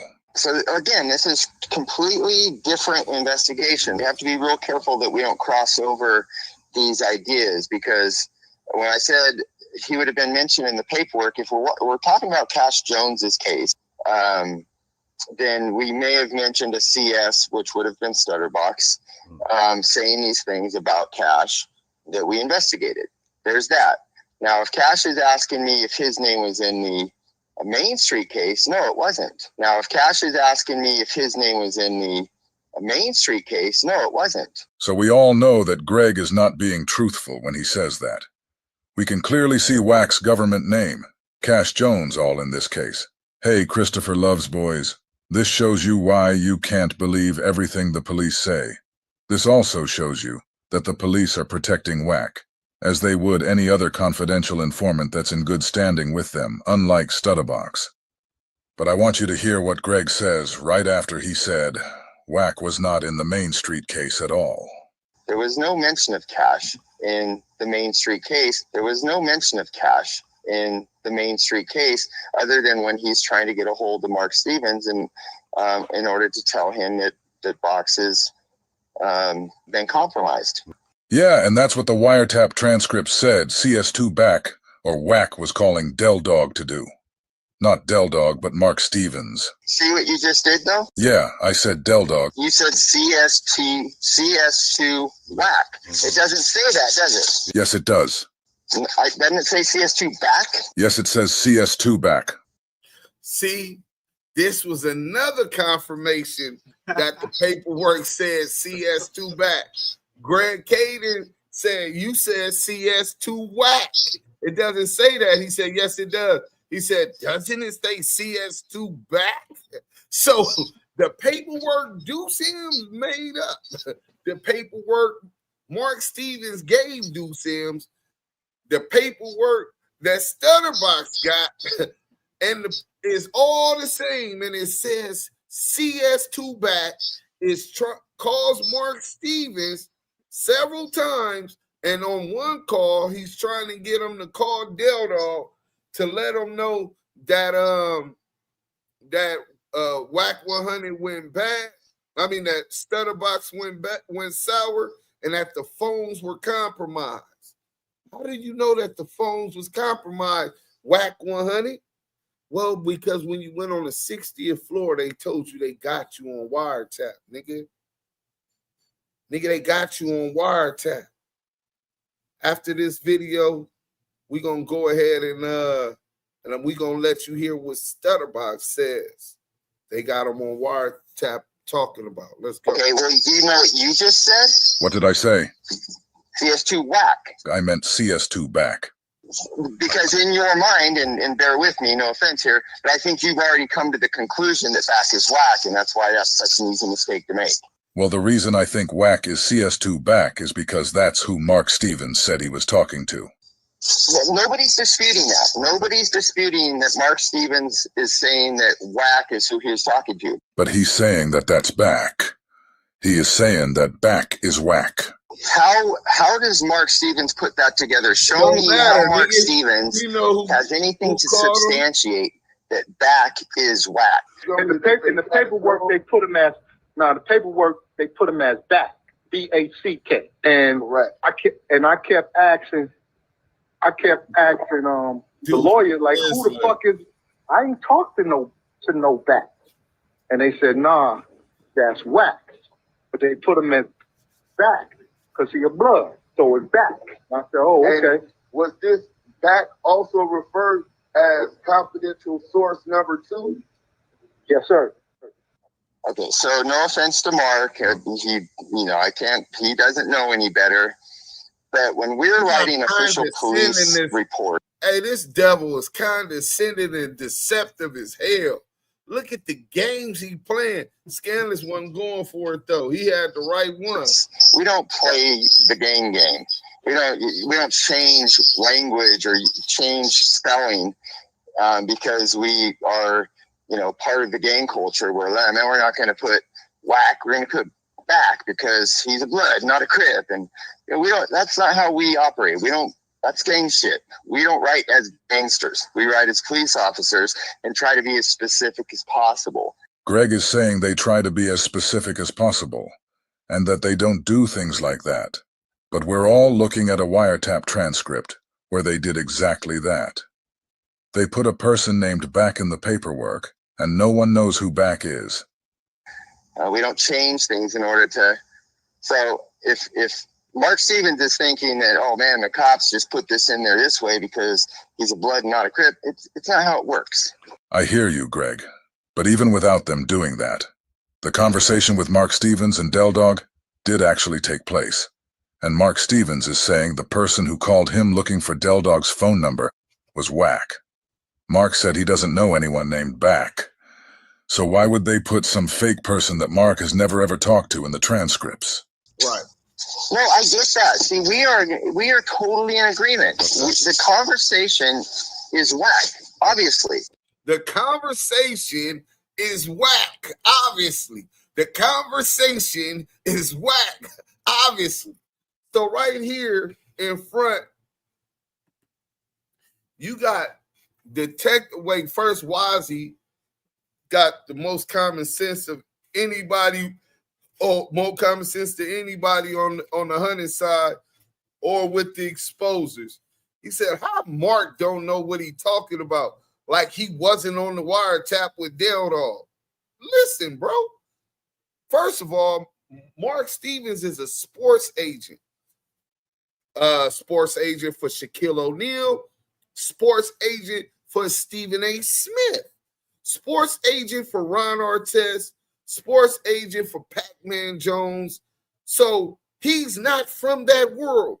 If the feds come find a civilian like Mark Stevens and tell them about a wiretap, and this being the first wiretap, I'm quite sure he's going to remember who he talked to that day, and everything about it is going to flash before his motherfucking, before his,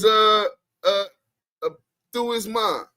Nigga, you ain't never going to forget the day that them peoples came looking for you, nigga. You ain't going to never forget how they came looking for you. And he was very clear and articulate. So, Wazzy, hell of a point, bro. Salute to you. Great comment. Appreciate your interaction. That's fucking true.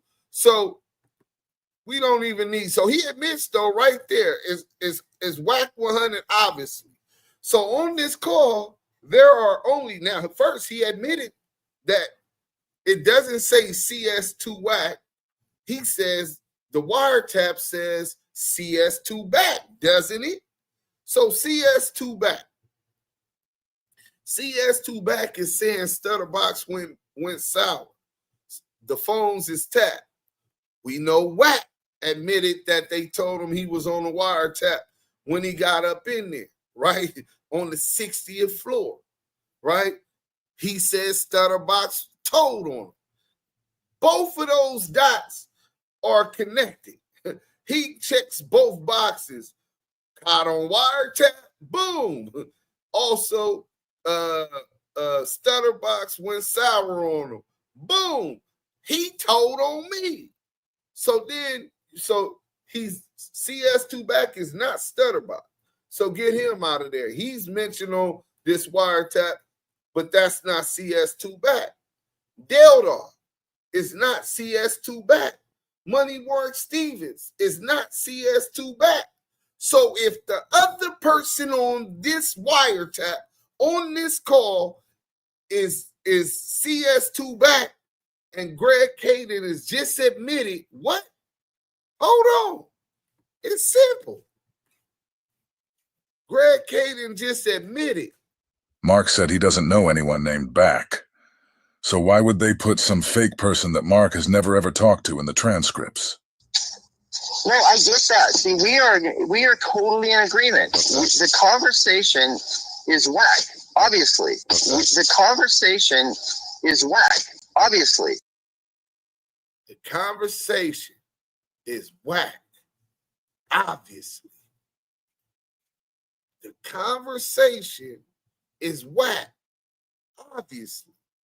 It's some nasty work. How is it in the no jumper situation? Suspect 1 is in custody, but suspect 4 is able to show up at no jumper every week like nothing ever happened. Do the math. They're about to fry Wacky. Hey, Jane Pete, I already did the math. I'm waiting to get the word as soon as it strike the news. I'm quite sure everybody on Instagram, Clubhouse, and everything gonna be texting. We got the content. Just like Greg put Alonzo Scott as Wack. He said why would they put Back as Wack? Why? He tried to throw people off with Alonzo Scott when they could have named the dude Wack. And he has hair in the movie, right? To throw him off. It kicked me off, dudes, but I'm back in the chat. I'm going to drop the link again, bro. I think your internet, your Wi-Fi nervous, your service nervous, brother. You know what I'm saying? So, yeah, that's nasty work. It's only 4 people we're talking about on this wiretap. CS2 Back, Money Mark Stevens, Dale Dog, and Stutterbox. So we gonna go. We got a super chat. I'm glad you sent it before we did. before I got into the video. So let's get down to here. Big Marcus. Salute, Big Marcus. Deuce, much love, big bro. Hey, much love to you, bro. Salute. Every donation is to the Damu Kiwi conversation is appreciated. They help keep the lights on, man. I'm in the basement right now. Where my belt at? Didn't I tell you to sit your ass down? She is so spoiled, bro. So spoiled. She gonna get that belt and baby dig. What's bragging? So let's get to this, right? So Stutterbox. Remember Wack said he got caught on wiretap? Hold on. Stutterbox finally speaks. Los Angeles Confidential, nigga. Salute. And thanks, champ. Big Marcus. Deuce talk to Daddy. Salute Big Marcus for another super chat, man. Every dollar donated to the Damu Kiwi conversation is appreciated, man. We really, really appreciate it. That dude blow up Paru so much, it's ridiculous. He just put that on Paru. He was going to meet the dude in the Jordan Downs. Man, that nigga ain't going to them motherfucking Jordan Downs. Them niggas have knocked that nigga top noodles up all about the top ramen packet, nigga. You know what I'm saying? Let's get to this, though. Los Angeles Confidential. We going to take y'all back. Wiretap. What's up with it, man? You know, love your life too, bro. Stay in contact. You got my number. Check something, but you always got to be thinking, I want man, some pork, Miss Piggy. before you open your mouth. Especially if you really thinking about moving, you feel me? It should be silence and violence. You know, I want to speak on this dude keep kicking my name. I told this nigga I'ma drown his ass, homie, on Main Street. I'ma drown, cuz. Let me tell you how I meet this clown, man. This nigga all in my paperwork, man. The nigga say box, the nigga Suge won't put me on, homie. I've been fucking with this dude. Hold on, let me get to these super chats. I see Marcus is on. We gonna have to get it since he's sending them. Big Marcus with a $20 super chat. Bang thing. I want some pork, Miss Piggy. Oink, oink, oink. Hey, shout out Sharice Mills. Sharice is, she say, I don't got no Spanish chick. I ain't got a bitch at all. I met my woman, brother and sister house. Her little brother and sister bought this house, and her other little brother bought a house about 5 minutes from here. One thing about them amigos, they get together, put their money together, and they buy property and own. But salute to Big Marcus for going at old Clarice, so Sharice, you know what I'm saying? You know what I'm saying? Old Miss Porky, and then another $20 super chat. Salute to Deuce and y'all. Hey, look, man, every dollar donated to the Damu Kiwi conversation is really appreciated, and I'm not just saying that, bro. It really is appreciated. Shit, I really need. I just quit my job. Let's go. Years. I said, all right, homie. Since you my neighbor, I'ma fuck with you. The nigga. I talked to dog. Begged me to put him with game. Begged me to put him with Chuck. Holla at Chuck for me, Box. Holla at Reggie for me, Box. $10 super They both chat. told me 6 times. No. I say, homie, they don't want to fuck with you. Box, they'll do it for you if you tell them to do Game it for and you. Ray J didn't want to talk to him. Chuck, do it for me, man. And if Cuz fuck up, I come over there and move Cuz out your camp myself. Chuck said, Box, you got me? I said, Cuz, I got you. Changed Cuz' life, man. He ain't looked back. In the meantime, I'm going through some politicking with my neighborhood. You know, not finna kick no names. Rest in peace to the G homie. You ain't saved no homies, homie. You ain't changed my daughter diaper. My son don't call you. He just took a deal for 11 years. He on his way home. Don't nobody respect you. You are J. Edgar Hoover, nigga. You know, in trans, nigga. To the police. Nigga. What really fucked me up is why I decided to let this buster ass nigga know I know what he did, right? The nigga called me one day and say, Box, I'm out in my truck. Where you at? I said, I'm at home, homie. He say, they own my wife at the mall. Look out for me. I grabbed the blicky, smash up there. I see his wife coming out the driveway. I see some dudes. They most likely probably trying to holler at her. I don't know, right? But they disrespecting her on her movements. So I get them up off of them. I ain't gonna say what I did, but I got the niggas up off of her. Fast forward, I'll get to some gangster shit. Nigga almost killed me and my baby mama. Put like 20 holes in my Rolls Royce. See, but where I'm from, niggas beef, 3, 4 niggas, 5 niggas get killed, and niggas squash it. This old buster ass nigga from the valley, since hanging around me, he know a few people I know. He trying to reach out to the nigga behind my back to give the nigga my address, because we stay across the street from each other, like cat corner. This damn near 20 years ago though. This nigga keep kicking my name, infatuated, but he's a homosexual after 20 years. Wack, you know I'm gonna drown your ass on Main Street. I'm gonna drown your ass. First chance I get. I can see how, no disrespect to Nip, cuz, but I can see how a nigga drown a nigga then turn back and kick him in their motherfucking face on Main Street. But anyway, I call Wack. My Rolls Royce gets shot up. My girl almost get killed. I lay on top of her. We make it up out of there. Wack see the bullet holes in my car the next day. He reaching out, trying to contact the nigga who supposed to be the boogeyman. I know where the nigga live at, behind my back. It's in the paperwork. All on wiretap.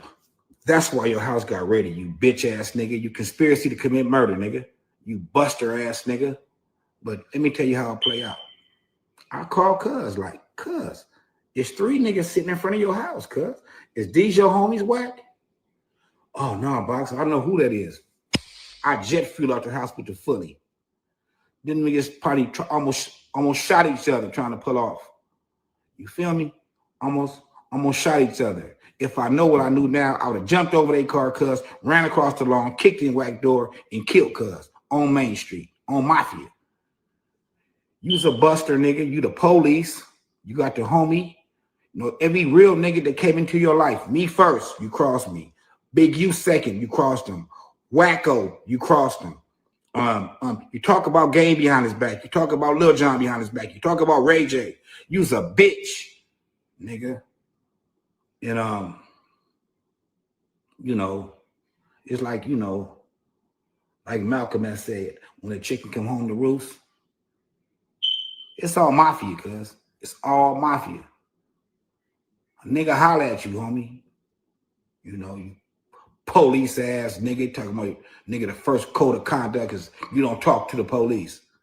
Nigga, you is the police, nigga. Officer Wack, snitch ass 100, buster ass nigga.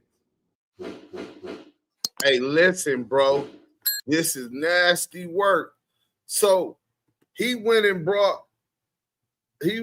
so Stutterbox just let you know right then and there, cause wiretap, cause he calling Dale Dog to try to get Stutterbox knocked down, saying that nigga went bad. So we finna get on the he bring Greg Kading, who ain't shit. Y'all know he ain't got no credibility. And then he bring Reggie Wright Jr. Y'all forgot about Reggie Wright Jr.? Well, let's talk about Reggie Wright Jr. real quick, right? Hold on, let me go ahead and go over here. Damn, what happened to Let's go over here real quick. And we got more super chats. Did I read all of them? Salute Deuce and y'all, Miss Porky. All right. Deuce, talk to Debbie.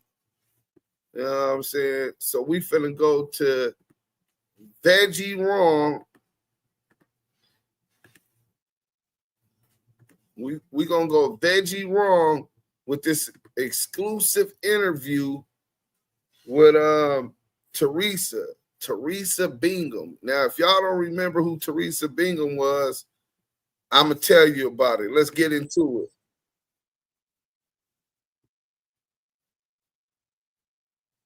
Didn't even get your name. I don't even Duse know who you're talking to. Huh? We talking to Duse M. Who? Like Eminem, 2 M's, but Duse M's. Okay, like two what? M's. 2 M's? Yeah. 2 M's. I'm talking to 2 M's. Yeah, 2 M's from Val TV Network, Active Chucks Entertainment. So, Oh, that guy Black TV? nah, hell no. Val TV.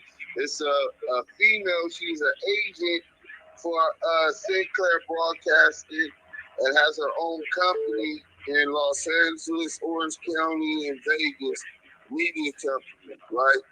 So, Right. yeah. And where you from? I'm from LA, South Central Los Angeles. That's not what I mean when I say where you from. I'm a little too old for that now, you know? Okay, where was you from? LA Brims. Brim? Yeah. Oh, that's way old. Yeah. Ronnie Walker was a Brim. Green, right? Green and white. Reds, the beginning of the Reds started with the LA Brims. Right, I know that, but in the old days they were green before they turned to red. Oh, well, maybe you know something more than me. Maybe I'm not as old as I think I am, you know? Yeah, exactly, because that guy I was telling you about, Ronnie Walker, who is now Ron Belial, his father before him was a Brim, and he gave me the whole story of even before the Bloods was the Brims, and their color, I think, was either green and brown or green and white, but I know it was green. Right. Months later, this is like in the 50s, 1950s.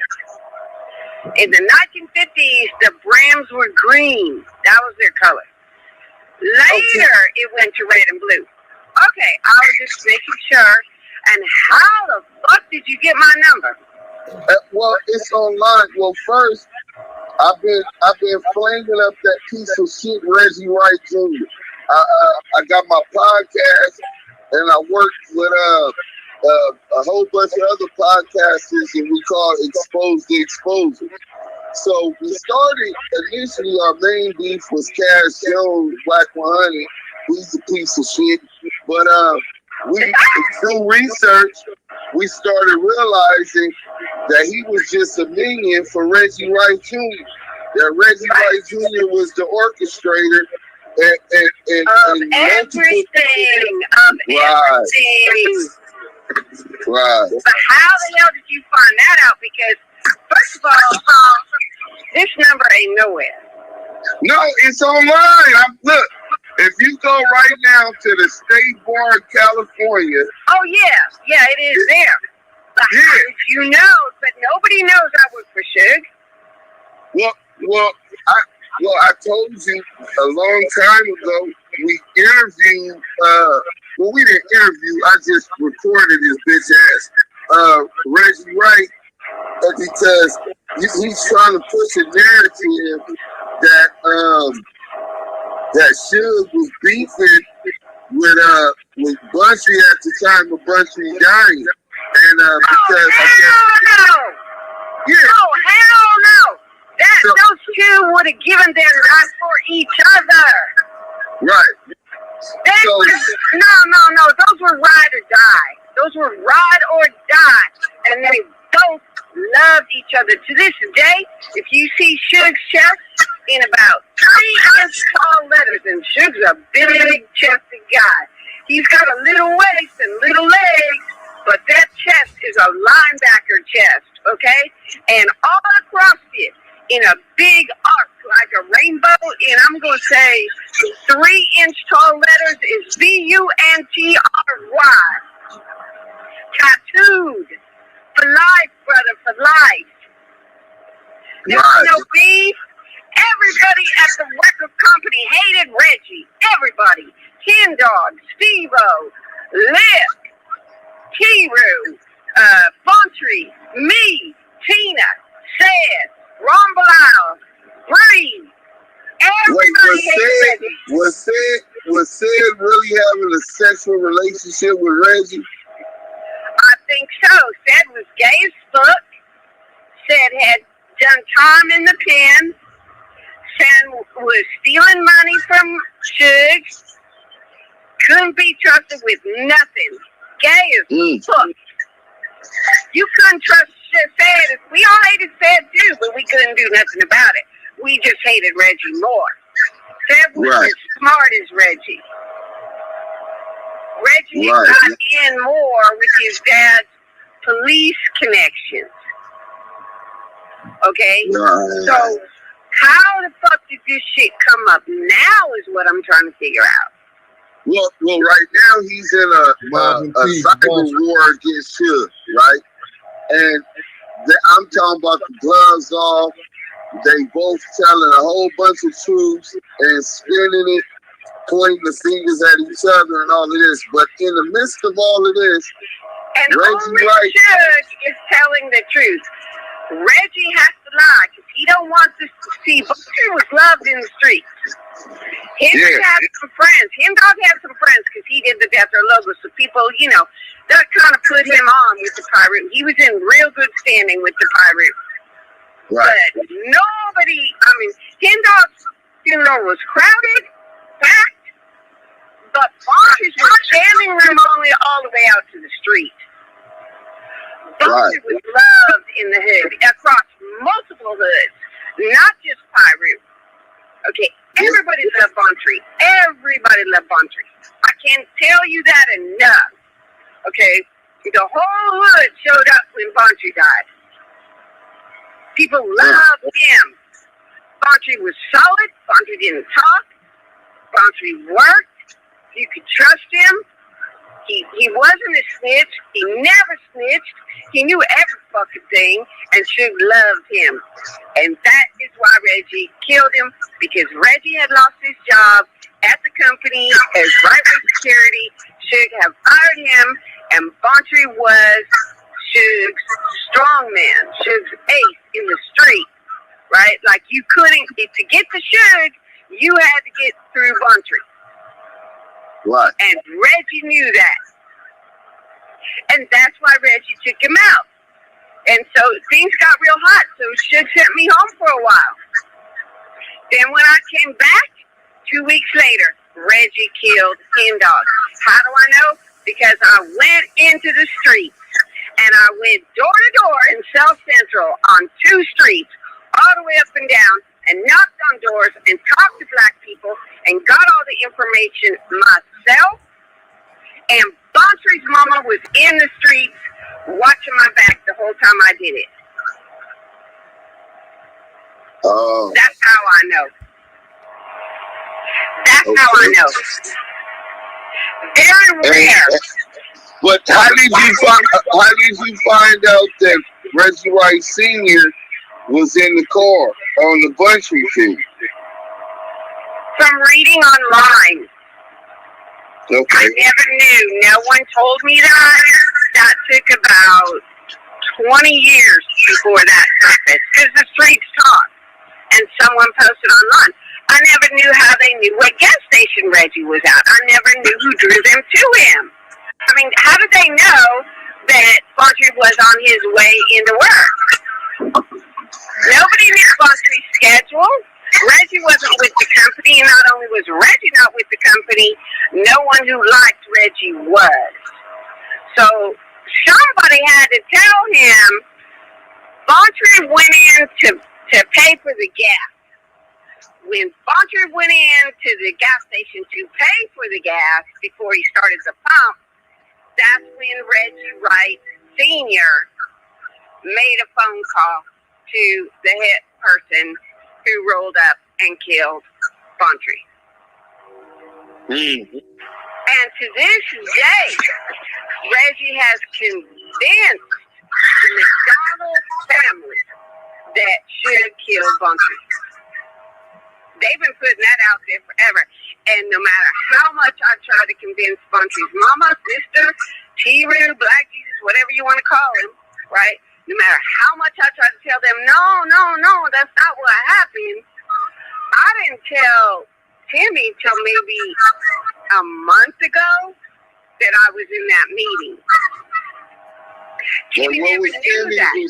What was Timmy's response? He stopped talking to me. He went radio silent after that. Timmy and I have been talking for like a year or two, and the minute he found out I was in that meeting, because Timmy had thought it was some kid from Colorado that drew them to Boncher all this time. He'd even gone to Colorado, tried to find the guy, couldn't find the guy. Timmy didn't know what the fuck was up because I had attorney-client privilege. Okay? And God bless that brother, man. Right? I mean, Timmy was trying everything to track down his brother's killer. He was trying so hard. But I never told anybody about that meeting because of that attorney-client privilege thing. Right? Because I'm not supposed to, right? I'm not supposed to talk about that. I knew where Suge and I was, but that is a attorney-client privilege meeting. I was Suge's lawyer, and I was there under attorney-client privilege, and Suge was paying me. So I wasn't going to fuck off my license. It wasn't going to bring Boncher back. Right? But now, I can talk for the first time because now I have mad-ass protection. Anybody fucking touches me and they will do life and then some. Oh, no, not even life. It ain't even, no. Anybody even blinks an eyelash at me, we won't know where they are. They will just fucking disappear. And I don't know how, and I don't know nothing. Okay, so now I can. Right. But so look, Teresa. So once he tried to point the finger at Suge, we know he's lying, right? So we're like, we know you're behind all of this shit. You're fucking lying. So we go online researching, and we found a note that Suge and Bunchy were together before Bunchy got killed, having a meeting with you. And it was supposed to be about Reggie Wright Jr. So I called Reggie Wright Jr. and I said, you piece of shit, you try to point the finger at Suge as if he had a motive to kill Bunchy, and just because you're trying to hide your own track. Bunchy, if they did have a problem, and Suge obviously worked their shit out. Nah. From January 2nd, 2002, when I first came to the company, Boncher's office was next to mine. Everywhere Boncher went, Suge went. They drank together, they ate together, they were in the studio together. Everybody knew Boncher was Suge's best friend. It was no secret. Whenever we had meetings, it would be Suge, Boncher, and I only. We were running that company, okay? Suge trusted Boncher with everything. Boncher trusted Suge with everything. They were brothers. They loved each other. Boncher was well paid by Suge, taking on trips to Hawaii. Boncher and Suge never fell out over nothing.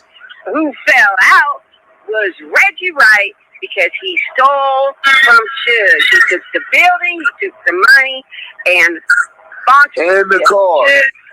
And the car.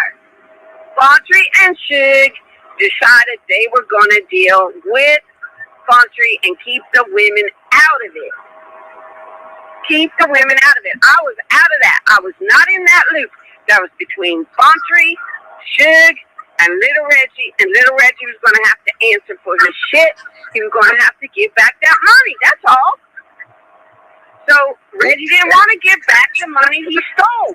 Reggie was going to go to jail. We were going to sue. It was going to be made public. Free Suge in the chat. We were going public with a lawsuit about Reggie. Then they killed Bontry. Then they got to Left Eye down in the Caribbean and fucked with her brakes. When she took that corner and hit her brakes, her brake arm had been cut. Timmy came into my office wanting to see the coroner photos of Left Eye because he wanted to know what happened to Left Eye because Left Eye was fucking Suge. Left Eye was in love with Suge. We all were. We worked for him. We loved being at Death Row. It was fun. We were having pizza parties, drinking, gangbangers hanging out in the parking lot, in the studio, going to restaurants. We were having the time of our lives. All we had to do was get rid of Reggie, and we were good. We were on our way. We had plenty of artists. We had PB, Pretty Boy. We had Ray J. We had Miss Cholet. We had Corrupt Back.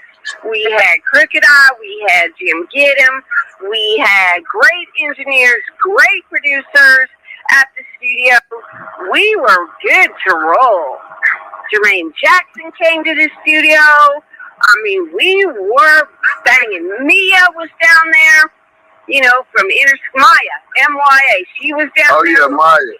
Maya was down there. We were having fun, man. Corrupt was cutting songs. Spider Loaf was down there. Eastwood was down there. Vegas was down there. Suge had a full crew ready to go. Then Reggie started killing people. Bontry turned. Then Left Eye. They got to her. Then they got to Hen Dog. Then they put Suge in jail. Then they put T-Roo in jail. So I was fighting T-Roo's case and Suge's case at the same time between the end of 2002 until February 2003.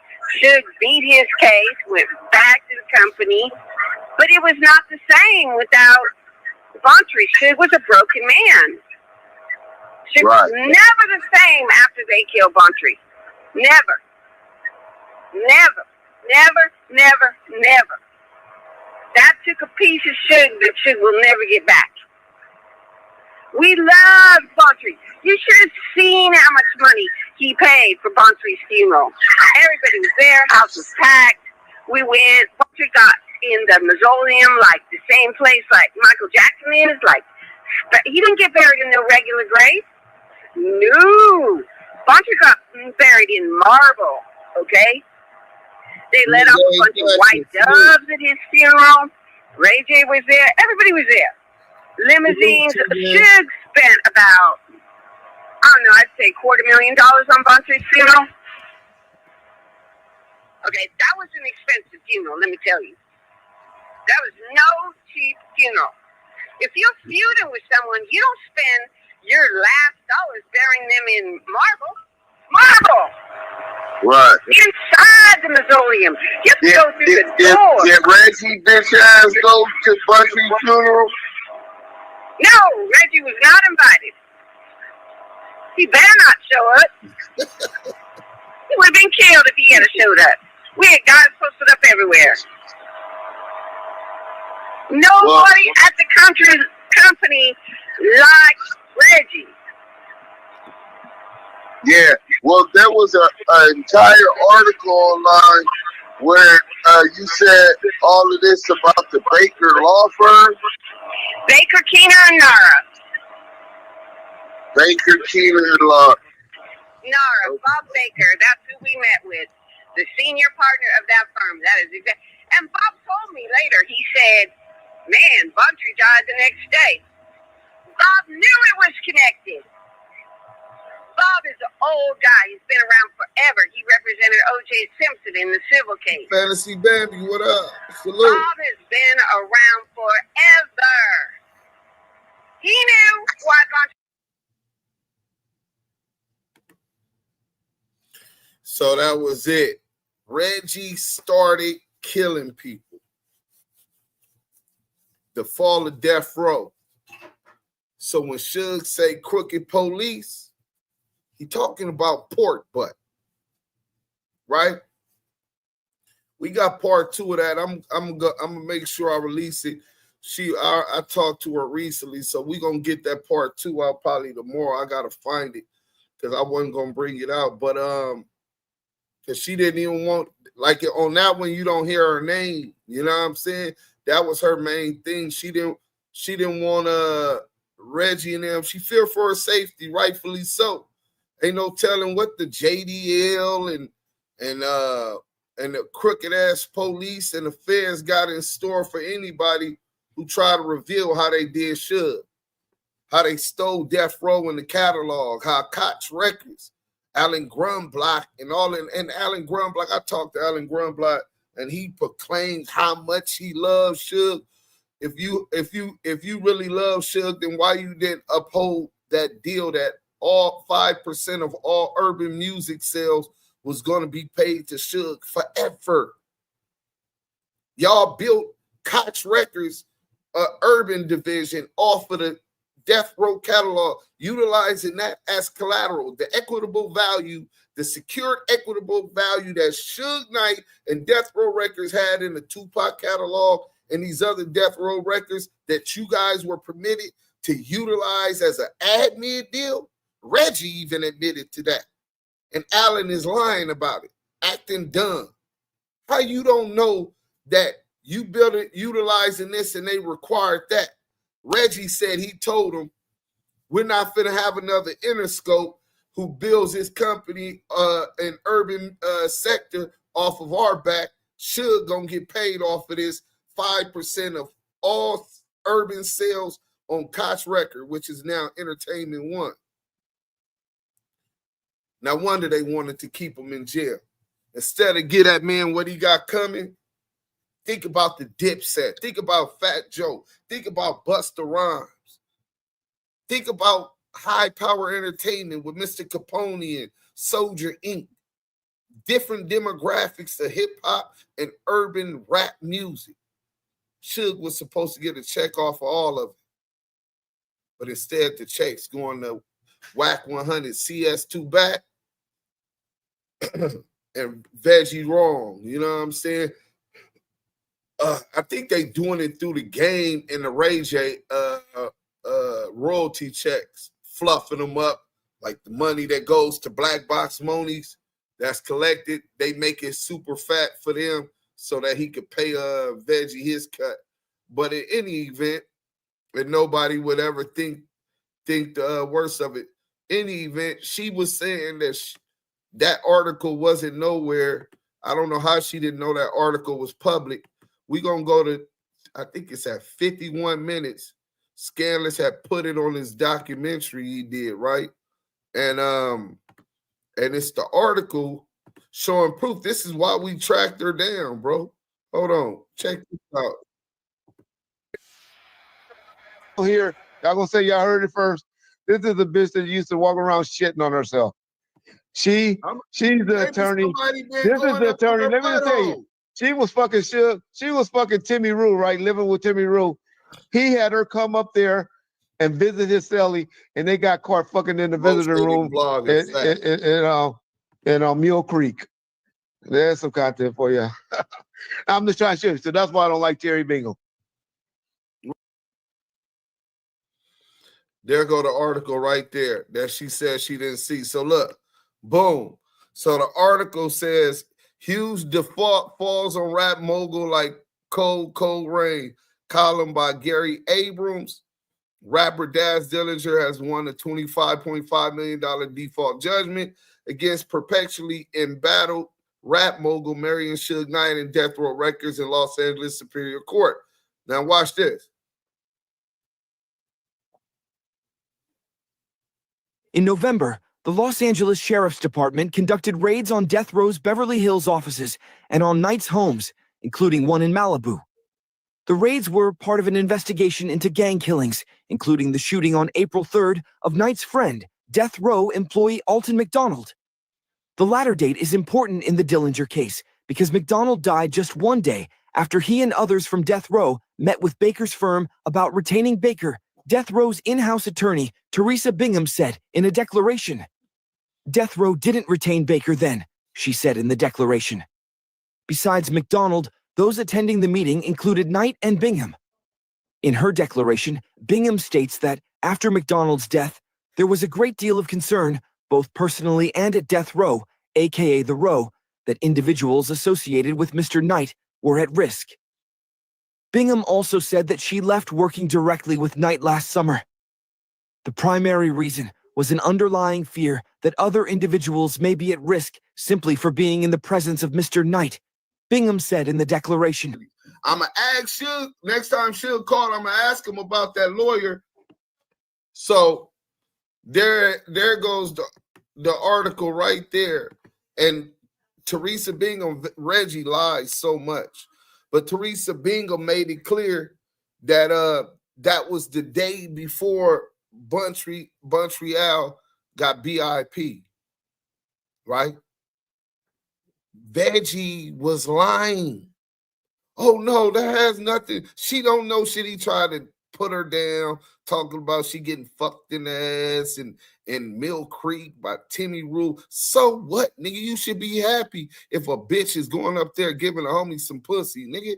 Hating ass, nigga. He always worried about what somebody else's dick is being at. Nigga, that nigga's sexual preferences is in question at this point.